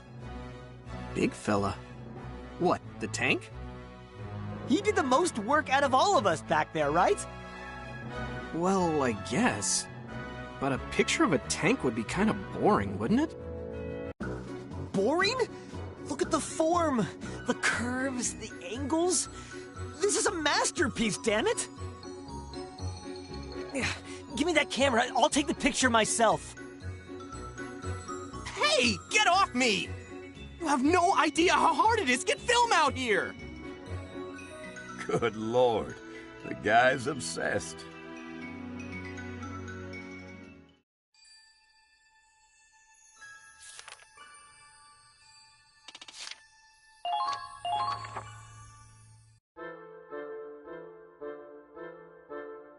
Ah, Ronald, hello. Me and the others are going to dinner if you'd like to join us. I prefer to eat alone, thank you. Off on his own again. I get the feeling he's intentionally keeping his distance. Well, I can hardly blame him. It hasn't been that long since Squad F disbanded. Oh. That's Kygel and Ryan from Squad E, if I recall. Is Ryan holding a bottle of alcohol? What are they doing here? How'd it end up like this? You know, Kygel, every time you sigh, you start looking older. Ah, shut your mouth. I don't need you telling me I'm an old geezer on top of everyone else. And you're older than me. Not by much. If you ask me, we're both getting too old for this shit. Well, guess so. I'm getting on in years. There's no denying that. Still, after what happened to Squad F, I think a sigh is the least I owe him. I've done my time. If anyone should be gone, it should have been me. Now... Ryan, this ain't right. Sometimes you have to sacrifice pawns to win a game. We just need to accept it and move on. For God's sakes, man, have some tact! I'm right next to you, you cranky old bastard. Don't have to shout. You talk like that, you're gonna hurt someone. Listen, it's that kind of attitude that... Say that again. Huh? Wait, you're one of Squad F's guys. Look me in the eyes and say that again, you bastard. That's what we were? Expendable pawns? My friends died for you, and you insult them? Easy there. It's just a figure of speech. The proof is right there in your hand. You sit and drink and joke, while brave sons and daughters lie dead in their... What's going on here? Lieutenant Victor. My apologies. I lost my composure. It won't happen again. Look what you did. I meant what I said. People die. Man's gotta move on. But, damn it. If I'd known he was listening, I wouldn't have said it like that.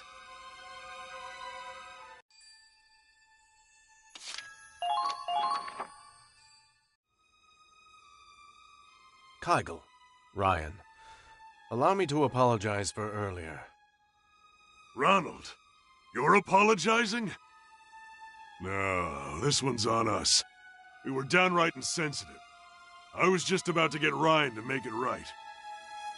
I'm not a damn kid, Kygel. I know when I've screwed up.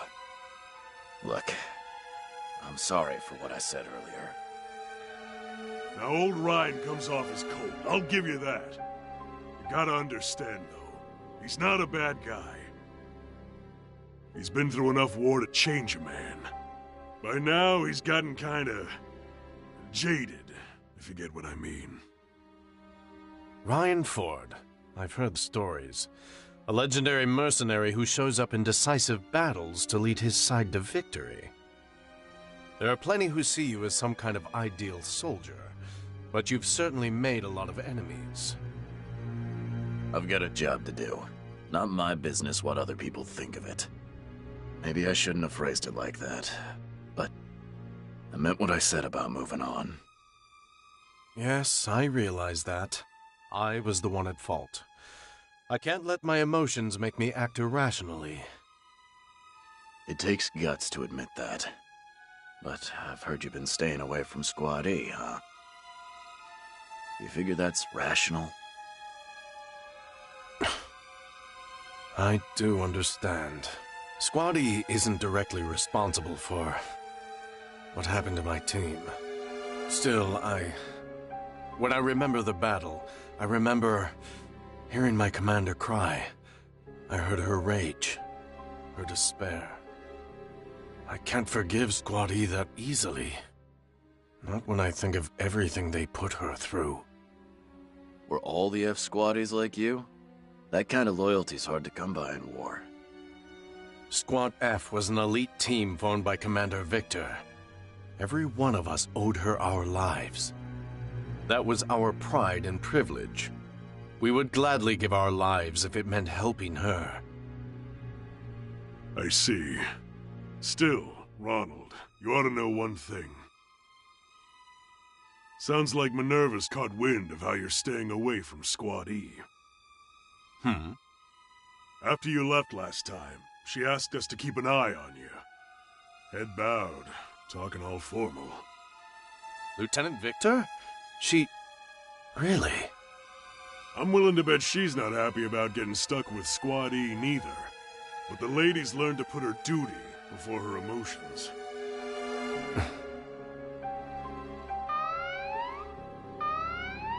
That's the alarm. Guess the Imperials have popped up. We can talk more later. Let's go.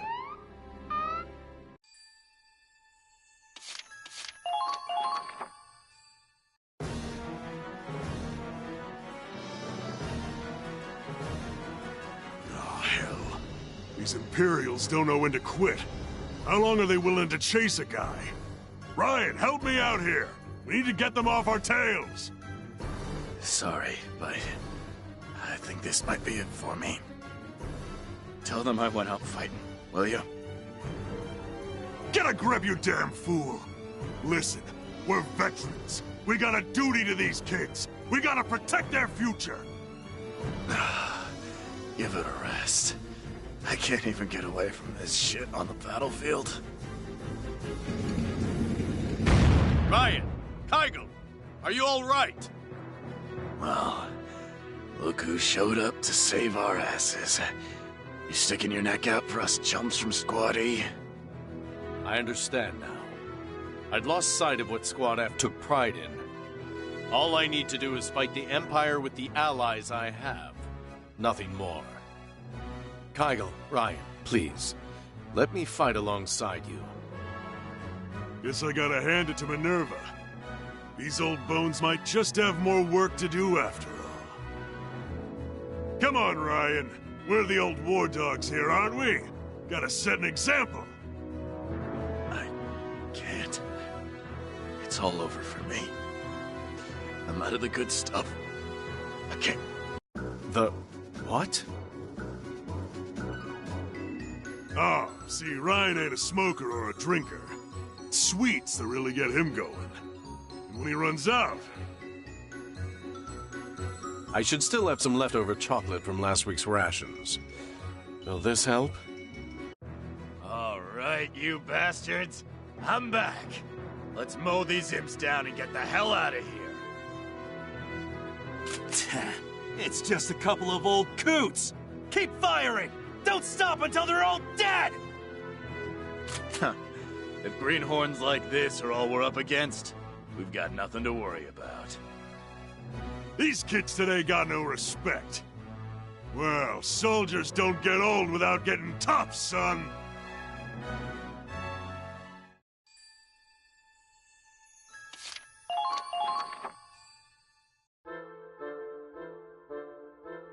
I'm glad the operation was a success, and Kygel and Ryan made it back safe, but... the tank's a wreck! This is going to take ages to fix. Pass the wrench. Huh? Ronald? You're going to help? Any objections? No, not at all! Thanks. Ah, there's Ronald. All done with tank repairs. It all went smoothly, thanks to Squad E's other engineers. So now you're working with Squad E. Think Lieutenant Minerva helped you get a little closer? None of this would have happened if it weren't for you two. I owe you thanks. I hope we can work together to take down the Empire. Likewise. Pleasure's all mine. Hey, Ryan, you got something to say too, right? Oh, yeah. Good chocolate. Don't give me that. That's not what I meant, moron. I've actually been wondering about something. Ryan, I was told you neither drink nor smoke. That's right. Then why did you have that bottle of alcohol earlier? Ah, that. Yeah, that's Ryan's. I guess you'd call it an offering for Squad F. Oh? Not much we can do to commemorate the dead in war. No spare time or manpower for graves. I was sitting here moping about it, and in walks Ryan with this beautiful bottle. It was a gift from comrades in another war. I don't drink, but they wouldn't take no for an answer. I see. You know, my son went off to war a long time ago. They told me he died serving his country. I see his face every time I look at one of these new young recruits. Here, or at Squad F. I just wanted something to send off the soldiers who fought to the end. That's all. I really have to apologize again. I jumped to conclusions. Water under the bridge. If you don't mind, may I join you in this toast? Thought you'd never ask. Yeah. We respect the ones who go on ahead. War's hell, but it can't ever take that away from us. Ah, now that reminds me. I ever tell you about my early days in the Army? I rose up from the very bottom, you know. Back in the day, I was even a drill sergeant. And you should have seen some of the crap I put those kids through. You gonna ramble about the good old days now? And you wonder why everyone calls you an old man. Ah, well, I suppose. But let me just say one thing. Ronald, you hang on to that pride. Never forget that you're a proud soldier of Squad F. Yes, sir.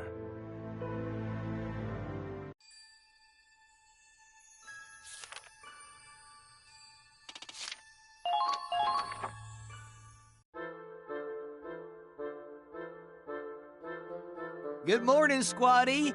What's for breakfast? Better be something good. All they serve in the battlefield are shrapnel sandwiches, without any bread.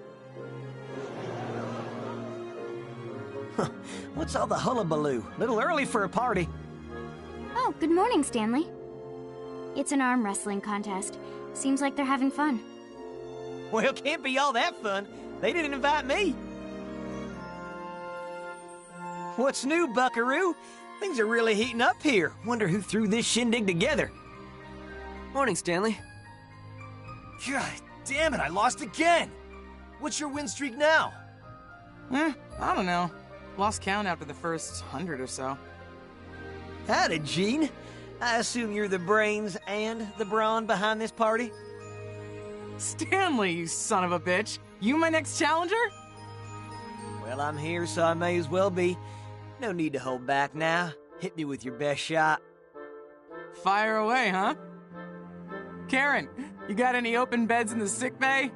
This is probably gonna end in a broken arm. Right now it's standing room only, I'm afraid. No worries, Mean G-Machine. I ain't gonna break your arm. You're a funny guy, Stanley. I like you. That's why I'm gonna kill you last. I thought this was arm wrestling, not armed wrestling. If it's a shootout you want, you best bring extra ammo. 'Cause I may run out of bullets, but I'll never run out of zingers. Boonch!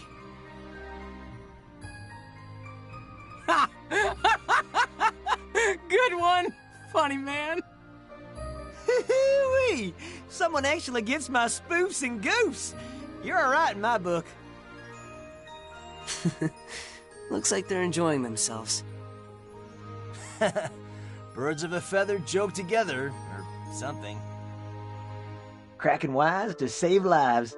That's the Barclay way. Uh-oh. Someone doesn't have a smile on their face. Or a face at all. Hey there, Care Bear. Who's that girl in the iron mask? You mean Ferrier? Yeah, her. She needs to turn that unseen frown upside down. This looks like a job for Funny Man Stan.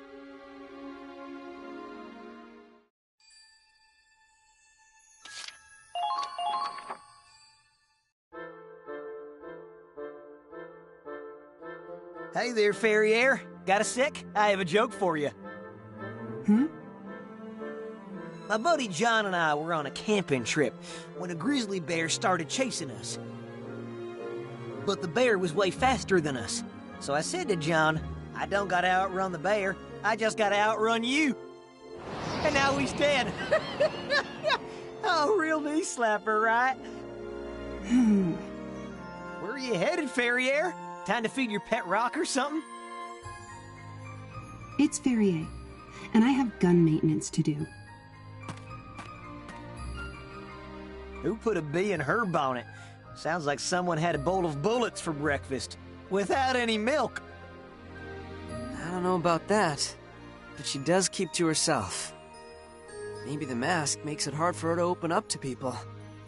Why the heck does she wear it anyhow? Something to do with her father. Not sure on the details. Ooh, color me curious. But the real mystery is why she didn't laugh at my spoofs and goofs. Maybe because they're not funny? Say we're doing field training tomorrow, ain't we, sir? How's about putting me on Ferrier's team? I want to get to know her a little better. In that case, count me in. That okay with you, sir? Strengthening the bond between squad mates will help us work together during real missions. Well, you do have a point. I don't know. With these two on the job? It'll be fine. All right, and I don't see a problem with it. Okay.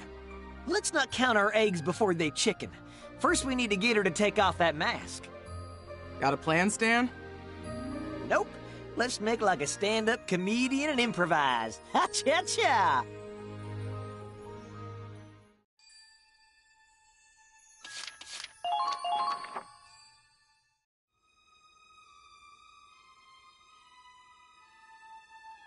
Hey, Stanley, Jean. About you guys trying to help Ferrier open up. She just came by to file a complaint. She told me a couple of bullies won't leave her alone. That they keep bothering her about her mask. What in tarnation? Who are these jerkwads bothering my girl? You two, duh! Just go explain yourselves and apologize. So that's what this is all about. You were only trying to help. Sorry I misunderstood that. We're the ones who should be apologizing. Didn't mean to give you such a hard time. We're mighty sorry. But can't you at least give us a hint why you wear that iron mask? It's been nagging at me so much I can't sleep at night. Kinda like my ex-wife, but without all the snoring. I was born out of wedlock. The product of a nobleman's illicit affair. My features bear a striking resemblance to his mistress, my mother. If I were to be seen in public, my Lord Father's noble indiscretion would be as plain as the nose on my face. Thus, he covered up the evidence to save face. Literally. I've been ordered to wear a mask for the rest of my life. That selfish prick. Unbelievable. It's fine. Such is a bastard's fate. He didn't have to acknowledge me. let alone raise me. I have to be thankful for at least that much. You lucky bastard! Literally! Excuse me? Oh, the irony of it all. It's like rain on your birthday or paying for a freebie. I wish I had a backstory like that. You have quite a unique definition of irony. And no one's ever called me lucky before. You really are a funny man, Stan. That's the Barclay way. Well, your life takes the cake. As a comedian, I'm downright jealous of you. And I envy you both. You're free to live your lives without hiding who you are. Perhaps I'd see the humor in it too, if I could see it all in this thing. Huh? Valkyria, did you just make a joke? But seriously, I thought you accepted the mask as your fate. Unless you really do want to take it off. In which case, allow me.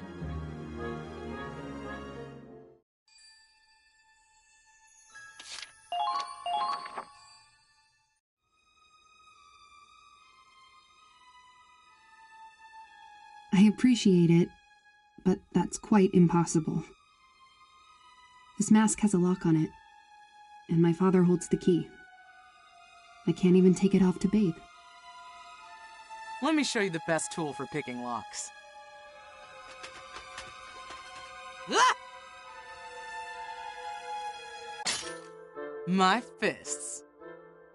Holy guacamole! That popped off like a champagne cork. How did you... So that's what you look like.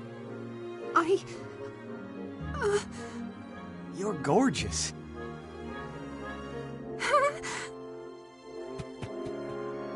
Why'd she run off? And why was she blushing? Beats me, Mean Gene Machine. But it must have hurt when she fell from heaven, 'cause she's an angel.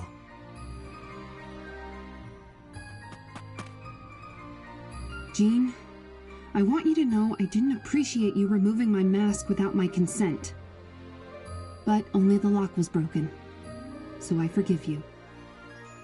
Fortunately, I was able to put it back on. Why, dang it! You finally got rid of that bucket! Don't you want to live your life without hiding? Well, I've been wearing it for so long now. It's like armor. I feel naked without it.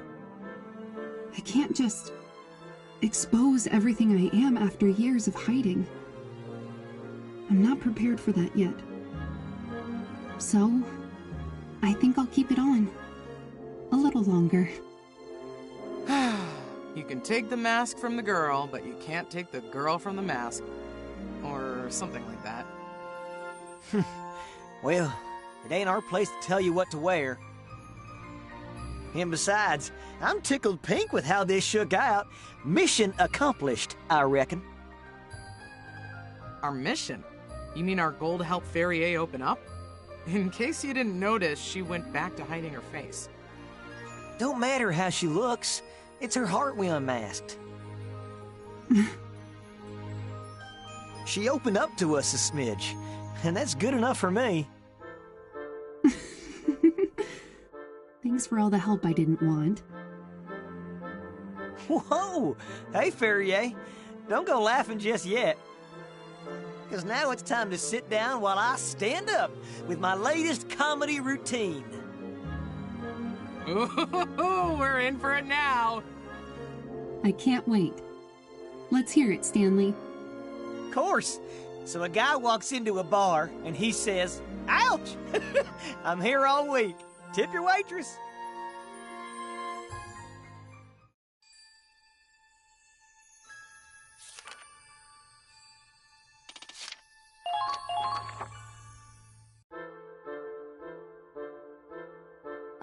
Warm milk is so comforting on a cold day like this. That's lovely. Is that Aoife over there? Huh. Good.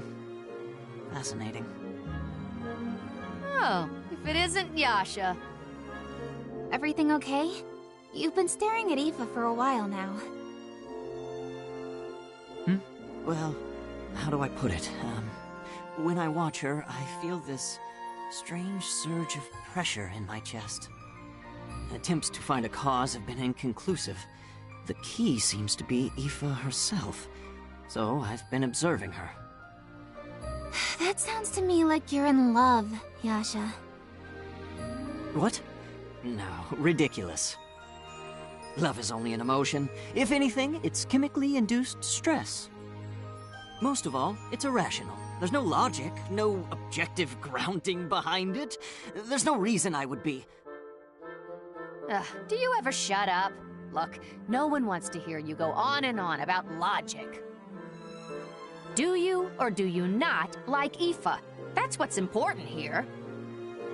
Well, I don't dislike her. Wow, did you hear that? Yasha just admitted to an emotion. I guess he's human after all. Guess even snooty math geeks can find true love. I'm used to being called a geek, but I'll thank you not to accuse me of snootiness. All right, I see how it is. There's only one option here. Go on, you gotta tell her you love her. Just put your heart into it and show her some passion. Absolutely not. All phenomena in this world can be explained through formulae. Love should be no exception. Some appropriate calculation should be all I need to tell me what to do next. What are you talking about? Here's your calculations. Passion plus passion equals passion. That's all you need. Hannah, that isn't how math works. You cannot solve every problem with passion or guts. For one, it's illogical. Well, you can't solve everything with logic either. Come on, you don't need those calculations. Be a man! I'm sorry, I don't see how gender relates to math. Fine. You want to show me what you're made of? Then confess to her. Ask her out! Fine. I'll prove you wrong. I'm a man of pride, after all. Good. Hey, Aoife, over here! Well, no turning back now. Whatever happens next, I claim no responsibility.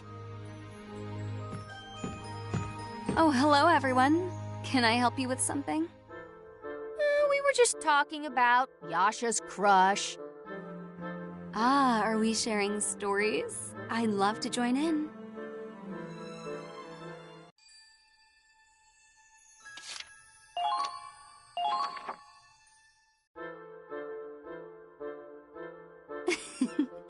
Oh, I just love stories about relationships. Would you mind sharing, Yasha? Of course. Let me first begin with probability theory and its relationship to what some know as fate. On the concept of soulmates, we can use a form of predictive modeling to establish presumed compatibility. I've constructed my own formula for this. It hasn't been peer-reviewed, but it shows promise. First, if X equals... Time out, Yasha. We need to talk. Come here a second. What's going on? Where are you taking me? The theorems... Good God, this isn't even a problem of passion or formulas. That was just awful. On so many levels. Oh, that's a pity. I was looking forward to hearing about who could have captured Yasha's heart. You really like this stuff, huh? I guess that makes sense. You've got guys tripping over themselves to talk to you. I suppose so, though I'm really not sure why. Really, Yasha's far more attractive and interesting than I am. Don't you think? That geek? Attractive? Geek? That's a bit unkind, isn't it? I do find myself drawn to intelligence in a man. Wait, does Yasha actually have a chance with this girl? You're such a sweet girl, Aoife. So modest, too. How'd someone like you end up in the military? Well, if I'm being honest, it was for the money. Before I enlisted, it was difficult for me to find steady work. Wherever I went, They only saw me as a Darkson. Really? Guess you've been through some tough times. Yes, but I've met more than enough kind people to make up for it. I met so many wonderful people in this squad. Even if my life's been difficult, I'm glad I ended up here. Aw, you're such a sweetheart. You make sure you eat right and stay healthy, okay? I think I'll do just that. I'll be looking forward to tonight's dinner, Hannah. And then she left. Can you believe it? Aoife's sweet on Yasha, too. I want her to be happy, so I'm gonna do everything I can to get you two together. Wow. Still, it'll be hard enough just getting him to confess. Last I heard, we have a sortie tomorrow. I'll try to switch some units around to get Yasha and Eva on a team. If you impress her during a mission, then you'll have a better chance when you finally ask her out. You two seem more invested in this than I am. But I'll do my best in the mission, regardless.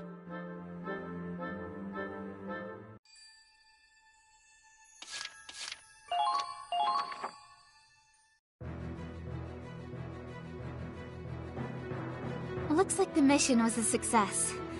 I'm glad to see everyone made it back. Do you think Yasha will be alright? I had no idea he was injured. Don't worry about him. If he got wounded protecting you, it's practically a badge of honor. As usual, you're exaggerating. The injuries weren't serious at all. Yasha, are you alright? Yes, I've been treated for the worst of it, so I should be fine now. Thank you for helping me back. And Hannah, I suppose I owe you thanks too, don't I? I thought you were just a busybody with a one-track mind. And you definitely proved me wrong. You were pretty impressive out there yourself. I guess you're a real man after all. And your calculations are actually good for something. Maybe you could teach me a little sometime. Teaching? Well, you know, I was a mathematics professor before all this. Once I had some time to tutor them, even the worst students earned high marks. So if you teach me, I could be some kind of mathematician. Well, when that day comes, I'll cook something up just for you. Anything you want. Isn't that great, Yasha? Hannah's cooking is the best in the squad. I'm not sure I'd go that far. Her cooking is nutritionally sound, but the taste is average at best. You all seem a lot closer than the last time I saw you. The mission wouldn't have gone so smoothly without you three and your teamwork. Thanks, everyone. Well then, now that we can all relax for a bit... Yasha, don't you have something to tell Aoife? You don't mean... here? Now? You just made it off a war-torn battlefield together. We're never going to get a better chance. You can do it! Believe in yourself! If you've got guts, you're bound to get the girl! I suppose I don't have a choice. Aoife, do you remember, perhaps, earlier they were talking about a girl for whom I have feelings? Oh yes! I have to say, I've been very curious. Well, that person is... someone you know quite well. Really? I don't suppose I could ask who? It's... you. What? Well, Aoife, the fact is, I'm in love with you.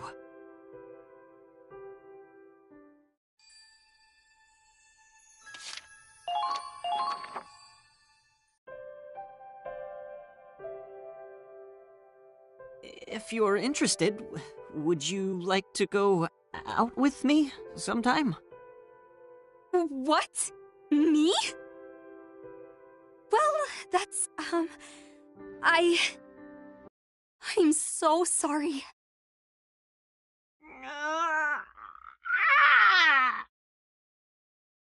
I'm so very sorry.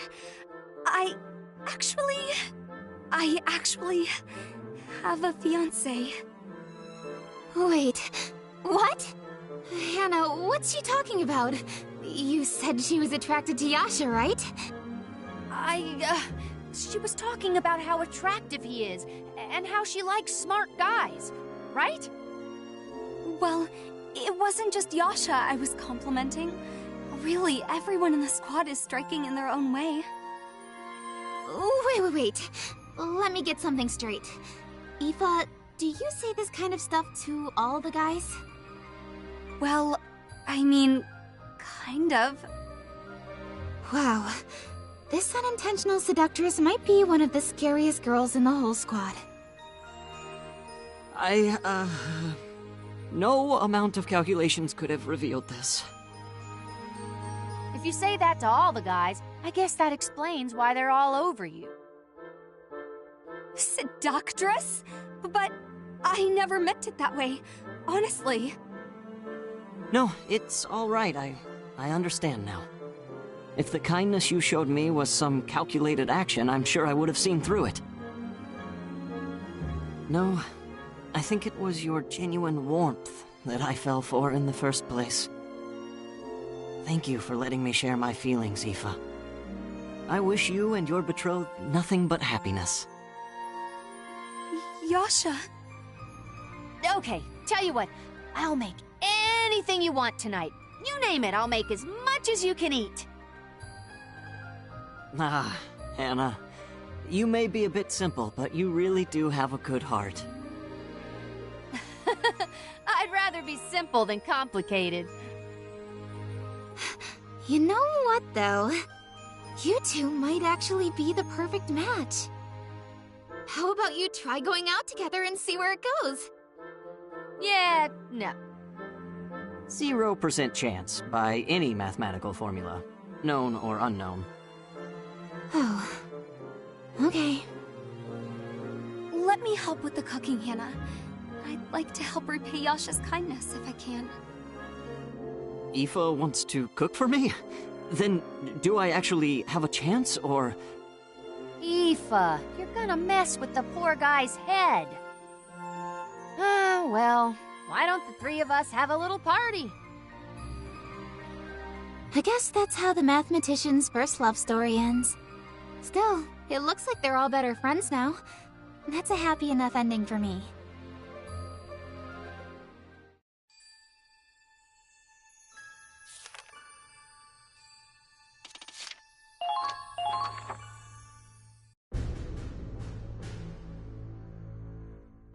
Tomorrow's operation is going to be a simple one. You'll be assigned groups of 3 to scout for enemy forces and eliminate any you encounter. Hey there, Lily. Guess we're on the same team for tomorrow. Oh, hello, Jimmy. You're teamed up with me? You must be really unlucky.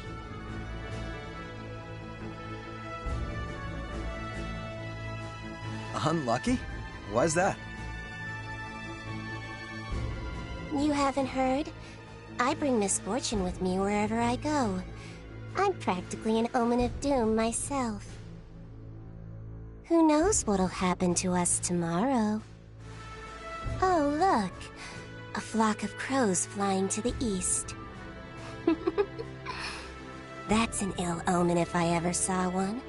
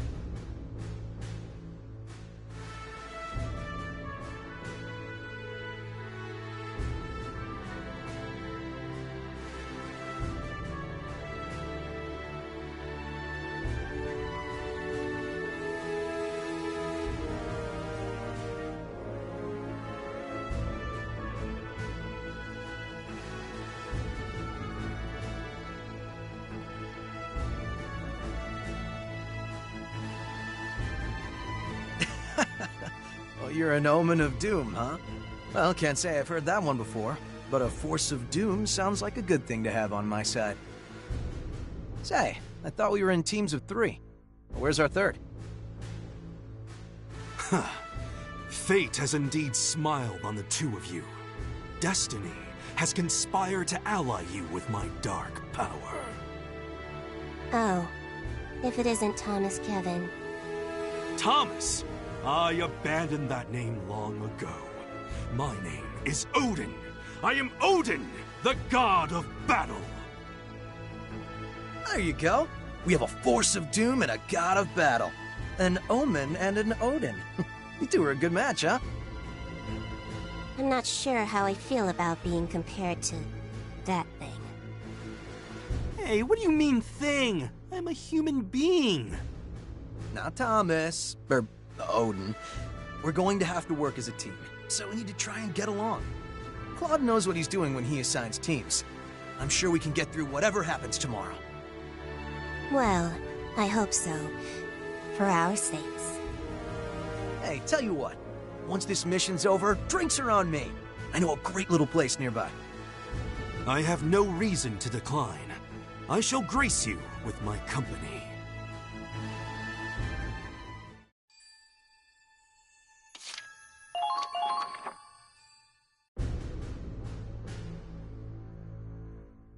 Well, today's the day. Hope you're ready. Hmm? Thomas, what's wrong? We're not even on the battlefield and you're white as a sheet. The name's Odin, and of course I'm pale. Anyone would panic if their car's brakes just failed. If Jimmy hadn't reacted in time, we'd be... You know, Thomas, when you don't have that act going, you're a lot less annoying.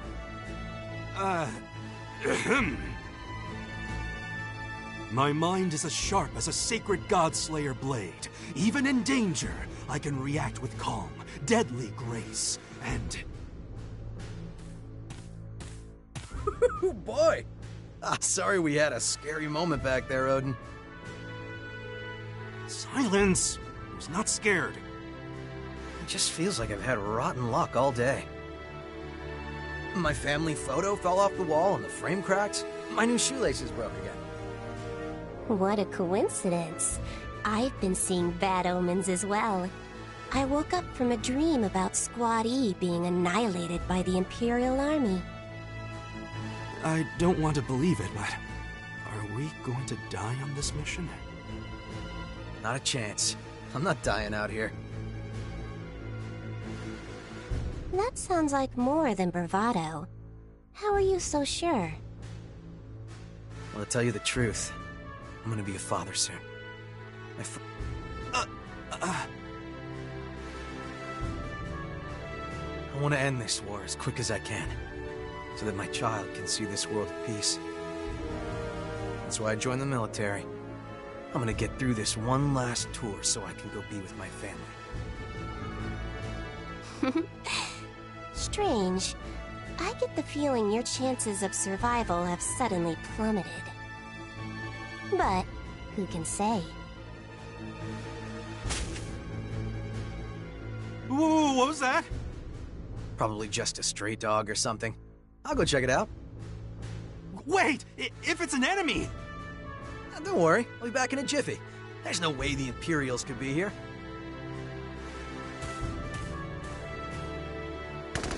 Ah! The Imperials are here!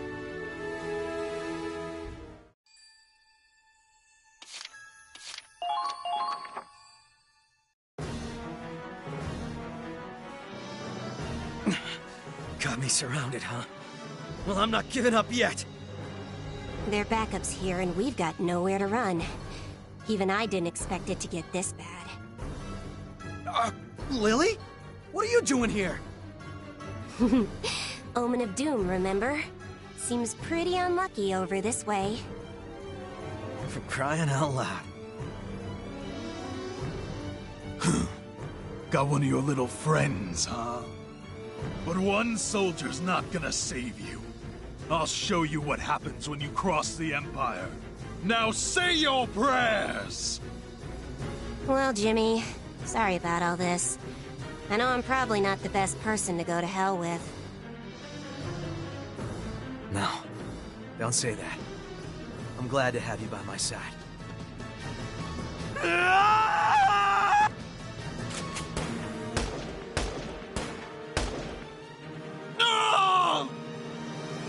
Odin!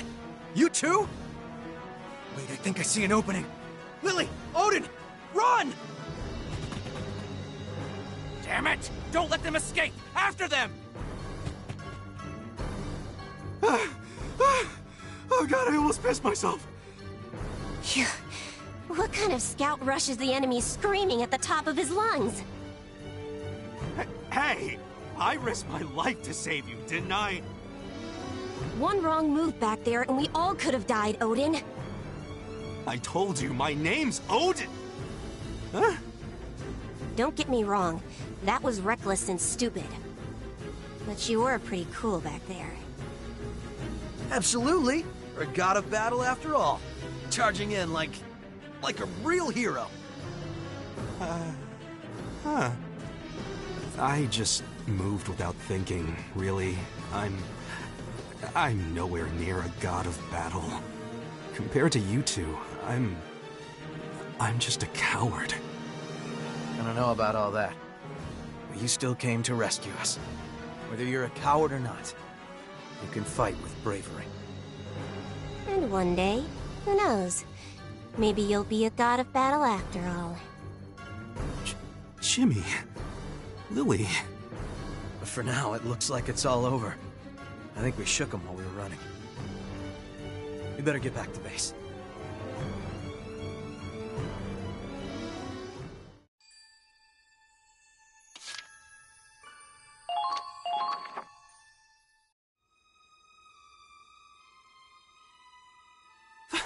Finally!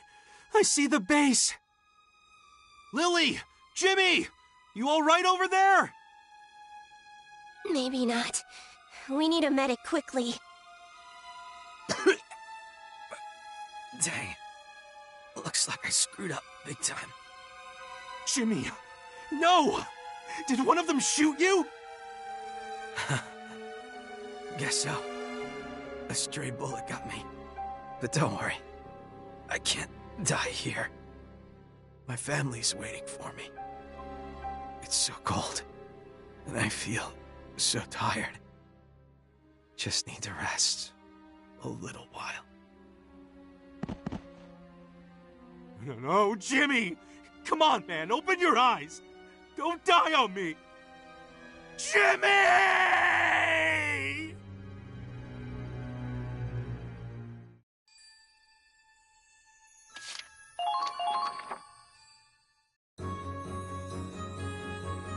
Whew, boy. Close one, huh? That was almost it for old Jimmy. Good thing the bullet missed all my vitals. That could have been fatal. Yeah. You might be so unlucky. You come out the other side of the scale and end up lucky again. Seriously, I can't believe I was so shook up. But hey, I think this proves we make a pretty good team after all. What do you say? I work best alone. Odin walks a path of solitude on the battlefield. So my fate demands, and so I. Even after all that, you're still keeping the act going? Well, if I'm being honest, I like you two. I hope we can keep working together. You know, though, I realized one more thing. I know that I bring misfortune with me wherever I go. And Jimmy, well, he has his own kind of luck. But if both of us like him enough to be on his team, Odin might be the unluckiest of us all. Huh? Relax. If fate's got it out for us, I promise I'll protect you from whatever comes. I wouldn't worry about that, Jimmy. After all, we have a god of battle on our side. Isn't that right, Odin? Damn it, would you shut up? I never want to be on your team again! You hear me?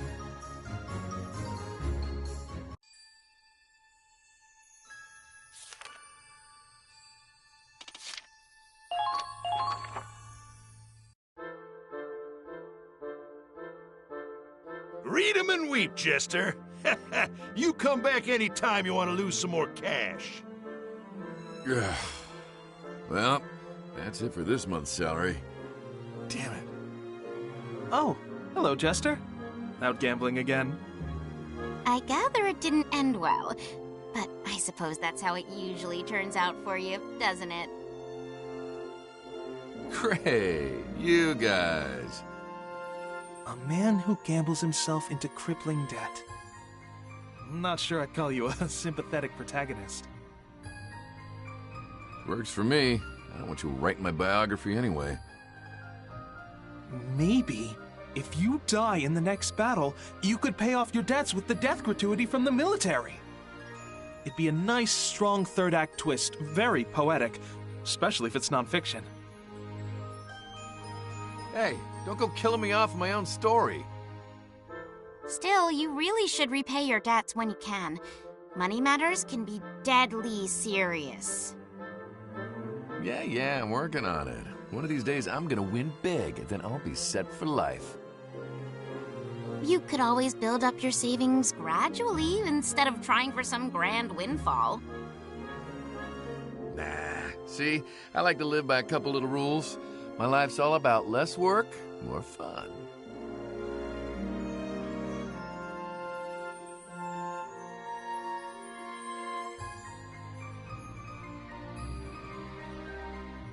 The archetypal drain on society. You're no protagonist, but you could make an interesting supporting character. Connor, do you ever shut up about your stupid book? You know that's why your wife left you. She hasn't left me, she's just a little, upset? Stop chasing that damn book deal and get a paying job, you deadbeat. I believe that was the gist of it. That's between me and her. How did we get on this subject? The issue here is Jester's debt. Yeah, well, it's true. I've been on a losing streak. Wish there was some other easy way to get rich quick.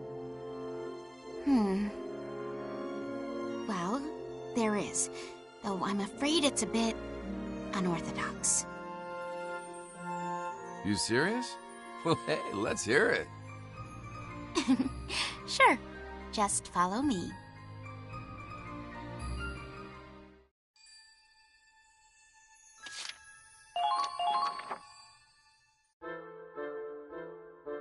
Hey, isn't this your room? I thought you were gonna show me some get-rich-quick scheme.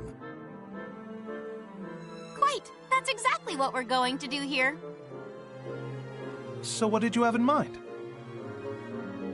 It's simple, really. We just sell off Jester's organs. Teresa? You mind, running that by me again? I must have misheard you, because I could have sworn you said... Well, if you really want to make easy money, all you have to do is sell an organ or two. Wait, what? Fresh human organs fetch a high price at any hospital or research institution. After all, there's still so much research we have to do.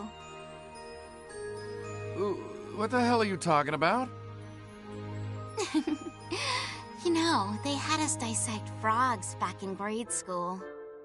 That was the first time I ever saw viscera with my own eyes. I'll never forget how beautiful it was.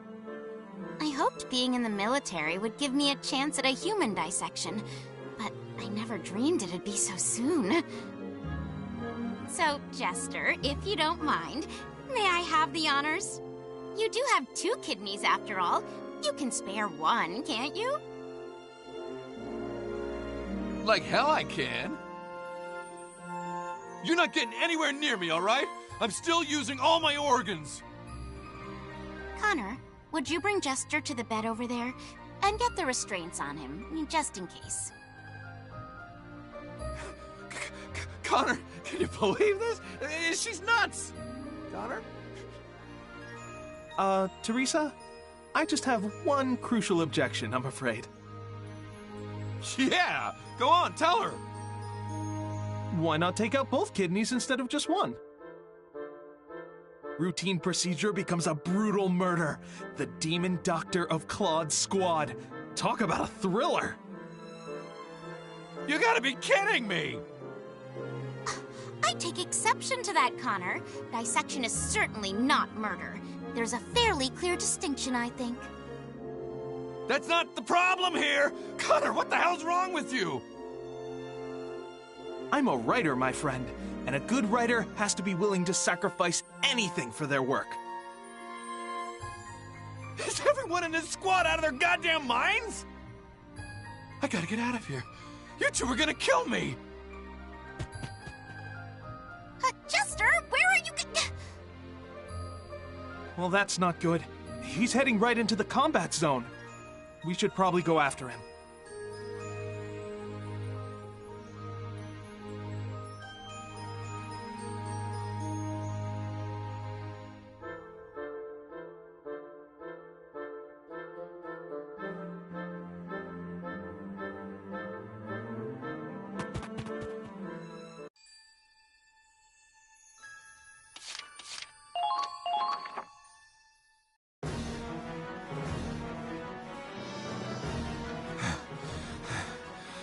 Damn it!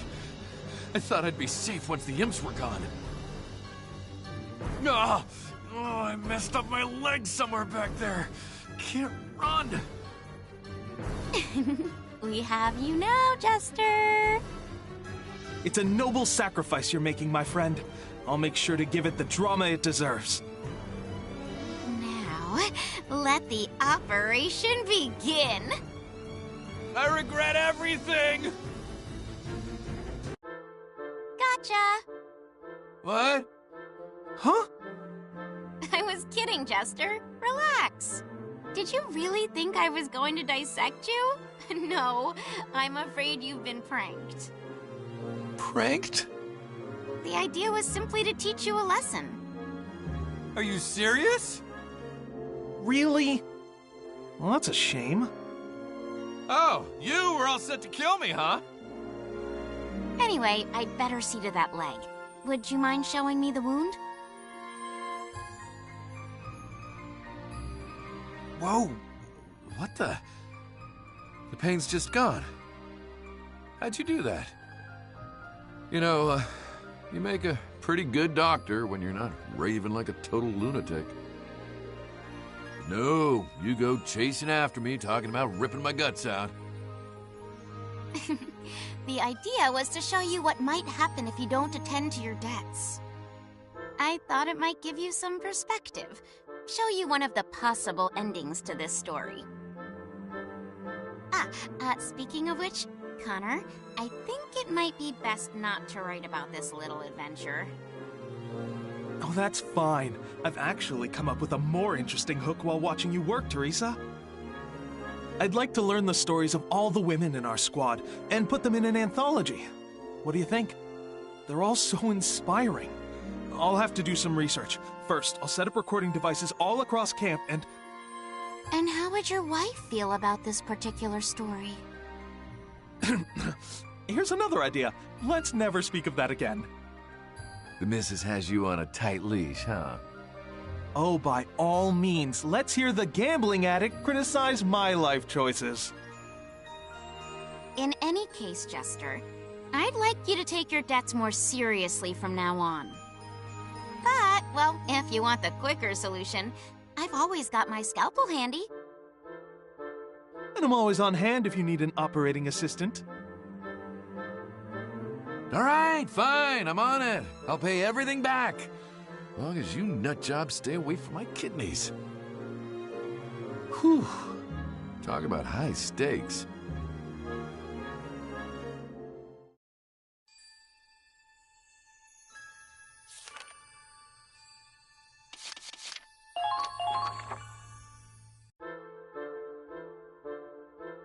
Oh, these damn kids. Uh-huh, the chief engineer himself. Something the matter? You're looking a bit down. Some kind of problem over in the engine room? No, it's not that. Just tired myself out yelling at all the rookies. Ever the strict taskmaster. But I suppose it's your way of showing you care. You can cut that out. Anyhow, what brings you here? Oh, Brian's just looking for some room to vent. Sounds like it's not easy being first mate. Don't call me that. I've told you, I'm a navigator and nothing more. Oh, but you're first mate in spirit. You know every detail of this ship, don't you? I know we had reports of a patient actually fleeing the sickbay the other day. Is that true? Sharp ears. Yes. He needed bed rest, but he claimed he was fit for combat. These new recruits need to take better care of themselves. They keep pushing themselves to their limits. Seems like you folks have your hands full too. True, there are criticisms to make, but it has to be said that we have some fine soldiers on our side. Especially the ones who just joined us, at Squad E. Those kids? Well, I suppose I got my eye on a couple of them. A bunch of untested rookies, if you ask me. Especially the commander. I hope they don't slow the captain down. Ah, right. The good captain's the whole reason you joined this crew, wasn't he? Well, the chief engineer's been working with our captain for long enough. Any old stories to share? Ha! Do I got stories? Let's see. Oh, hello there, everyone. Huh? Well, look at that. Not every day I see you off the bridge. Captain, we were just talking about you. About me? I can't imagine it was a very interesting conversation. Ah, don't give me that. We're talking about the captain from hell, right? From hell, you say? I remember some rumors like that, but I never really believed them. Well, these days I'm the only old coot yelling on this ship. But the captain and I used to be real different.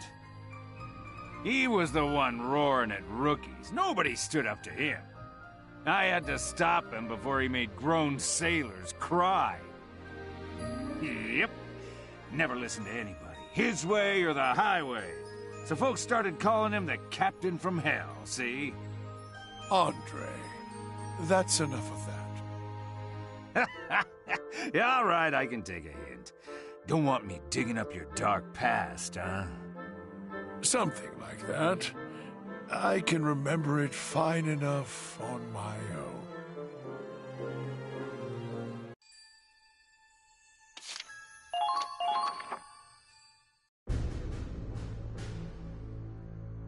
That concludes the report, Captain. I understand. Much obliged, Mr. Wallace. Is everything all right? Something on my face, perhaps? Oh, I'm sorry, Captain. I've been hearing rumors about your past, sir. All that Captain from Hell business?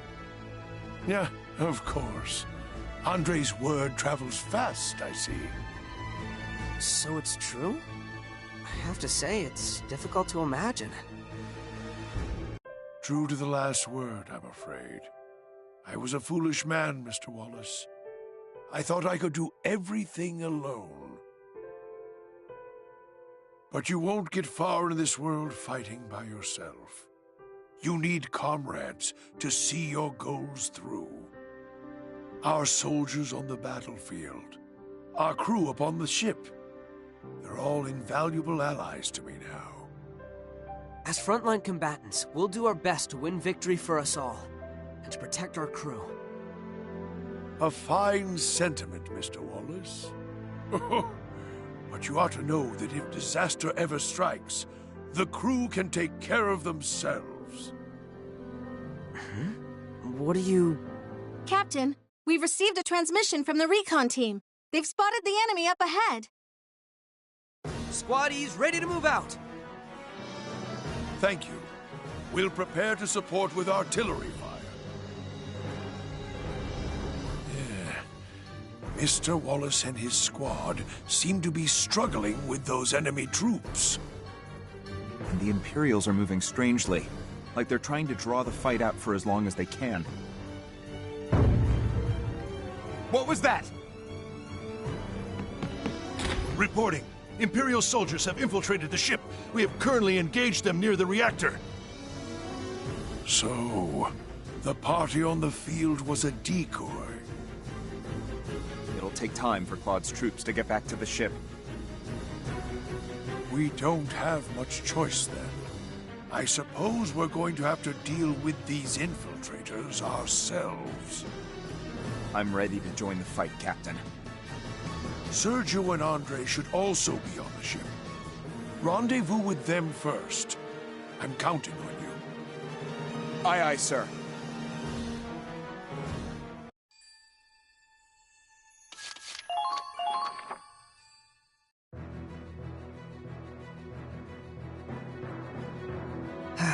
Things got messy.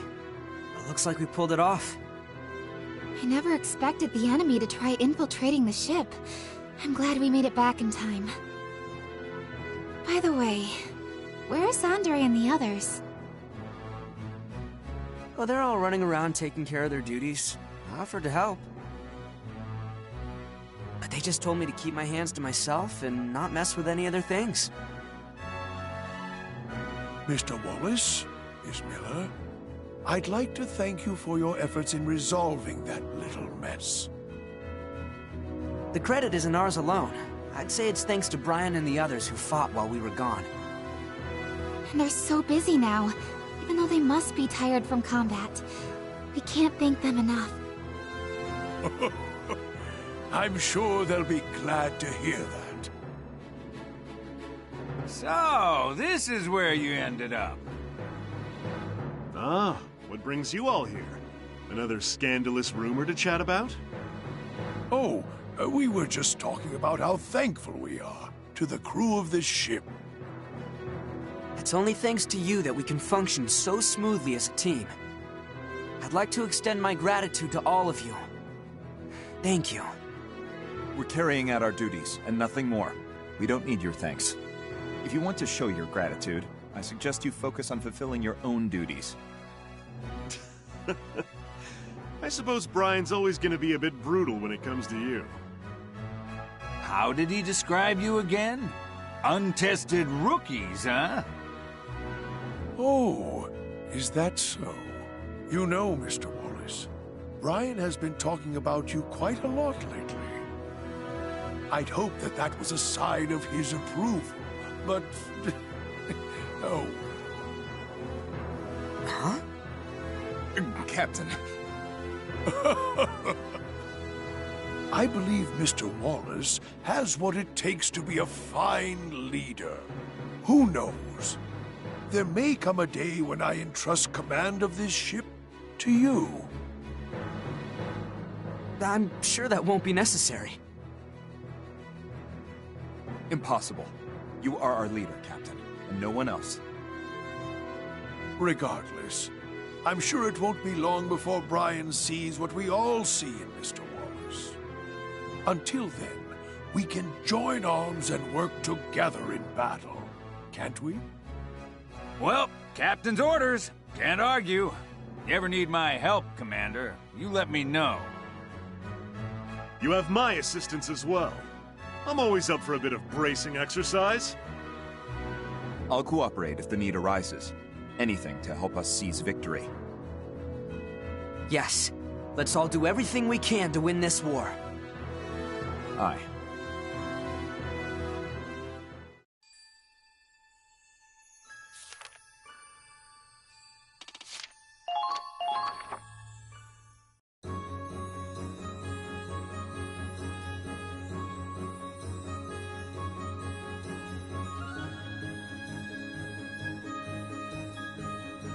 Good day to you, Commander.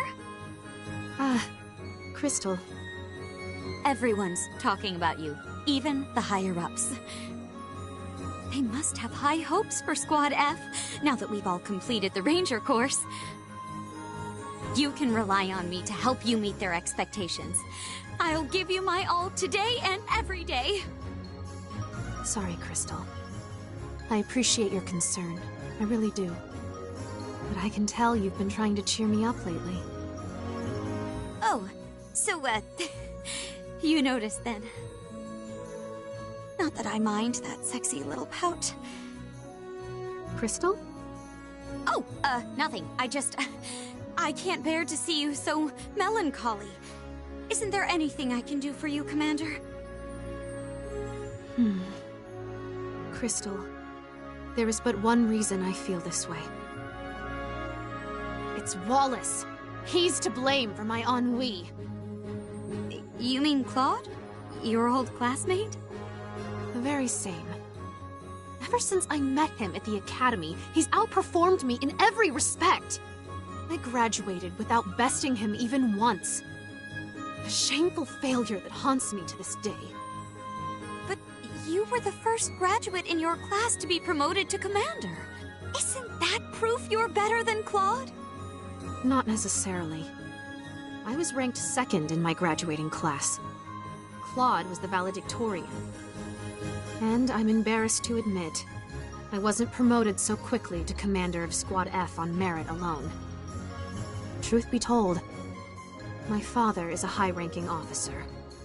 It's not nepotism, but he certainly swayed the brass. But everyone in Squad F completed the Ranger course, the most difficult training program in the Army. And we did it without a single dropout. None of us would be here if not for your leadership. Claude has nothing on you. Squad E completed the Ranger course too. Nothing has changed. No matter how hard I try, I'm always playing second fiddle to a boy who couldn't care less. How can I set an example for my squad if all I do is lose? But ma'am, we would never question your leadership. Indeed. Complaining won't change a thing. Gather the troops, Crystal. Squad F will begin a special training regime. Huh? Wait! Commander!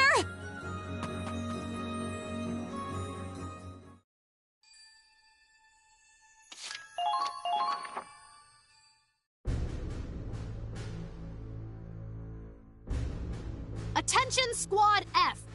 We now begin a special training regime. We completed the Ranger course, but that's no excuse to rest on our laurels. There's always room to grow. Doesn't the commander seem, even more of a hard-ass than usual? Yeah, she's always been brutal. If looks could kill. Soldier! Did I ask you to talk? Ma'am! No, ma'am! Then hold your tongue and get to work.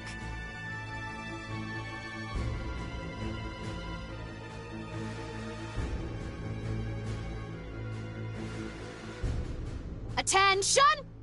We have received orders from headquarters. Squad F is going to stage a mock battle with Squad E. We must prove that we are the elites, the cream of the crop. And to meet that goal, our training will now intensify. At last, the perfect opportunity to put Claude in his place. All we have to do is win. I cannot fail again. Constant vigilance. Maintain focus.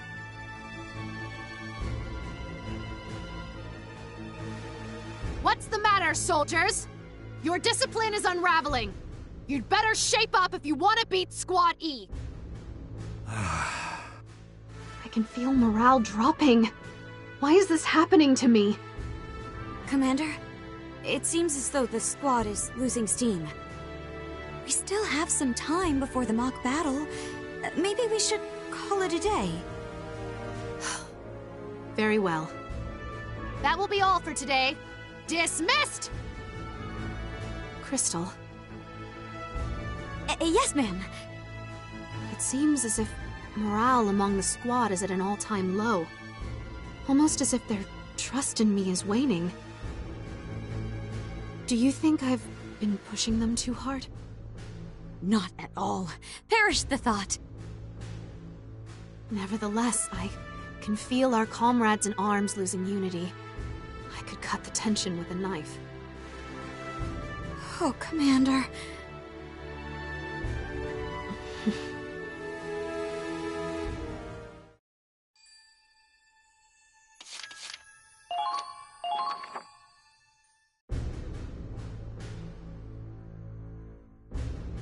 Second Lieutenant Minerva Victor, reporting in.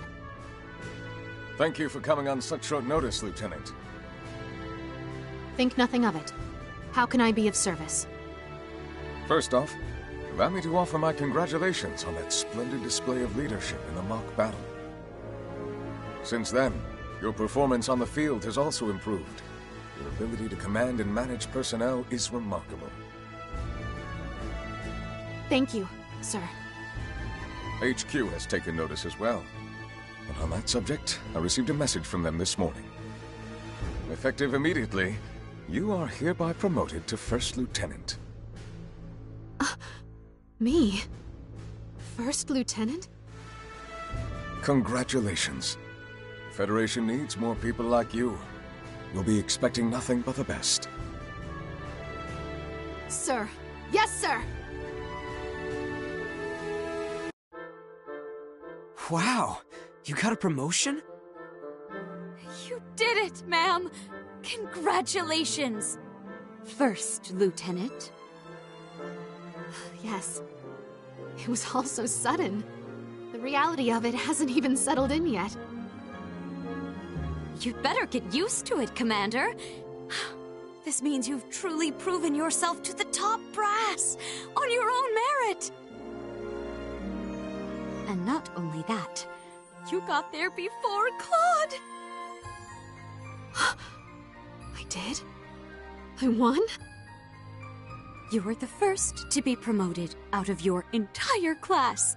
You made First Lieutenant before anyone else! She does have a point. You beat me to the punch, Minerva. Yes, that's right. I seized victory with my own two hands. With my squad's help, of course. Finally. I finally beat Claude! Take that, Wallace! Now you know what I'm capable of! Try and keep up with me if you can! Yeah, alright. I'll do my best. But do not expect me to rest on my laurels. I shall continue to strive towards perfection. Crystal, if I ever lose sight of what's important again, I'll be counting on you to snap me back to my senses. Your trust means more than I could ever say, Commander. So long as I still stand, I will always be true to you. I'll dedicate my life to upholding your honor and glory. And I to yours. I'll return your loyalty in kind, for better or worse. For richer or poorer, in sickness and in health. Like a wedding vow. Oh, Minerva, I do. Crystal? Yes, ma'am. I'm forever yours. Till death do us part.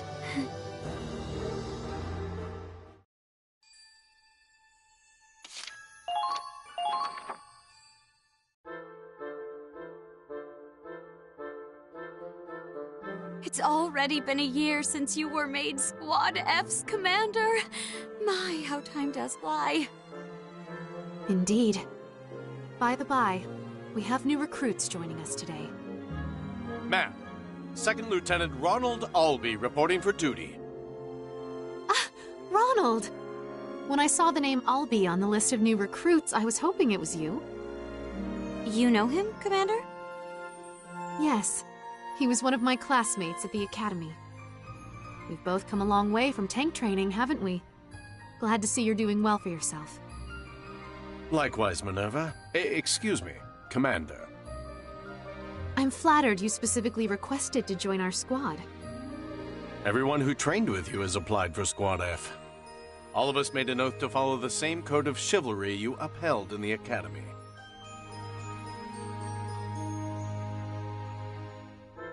seems we've acquired some promising new recruits. That means there's only one thing for us to do. Commander, do you mean... Curses! How could I have lost to Claude again? Hey, Minerva. It was only target practice. Do we really have to make everything a competition? I was hoping Lieutenant Victor had plans to personally train us all. But the first thing she does is pit us against Lieutenant Wallace in a petty grudge match. I suppose the more things change, the more they stay the same. If you ask me, that's just part of her charm. And charms she has aplenty. Rest assured, if she ever goes overboard, I'll be there to pull her back to her senses. You may have won this round, Claude. The next time won't be half so easy. Come on, lady. Give it a rest, will ya? My man Claude is obviously just better than you in every way. Don't be a jerk, Raz. You know as well as I do that Minerva is a warrior worth 1,000. People in my squad are always asking how she got so strong. And they've always admired her for being such a hard-ass. Dude, no chick's gonna take that as a compliment. Insolent curse! I'll have you know Lieutenant Victor doesn't just have a hard ass, it is soft in all the right places! What? No accounting for taste, I guess. Oh! You meant hard ass, figuratively. Very well, let me prove to you that she has got a figurative soft side to her as well. For instance, when Minerva was a little girl, her father gave her a stuffed animal as a birthday present. Wait, Crystal. Leave Sir Barrington out of this. And to this day, the commander keeps her teddy bear with her as a lucky charm. Crystal! Now, she can't go to sleep without it! Cute, right? She has the most blissful smile on her face when she hugs Sir Barrington at night. It is so adorable, I could just... Crystal, stop at this instant! In any case, you'd better prepare yourself, Claude. Next time we face off, it'll be you who gets humiliated.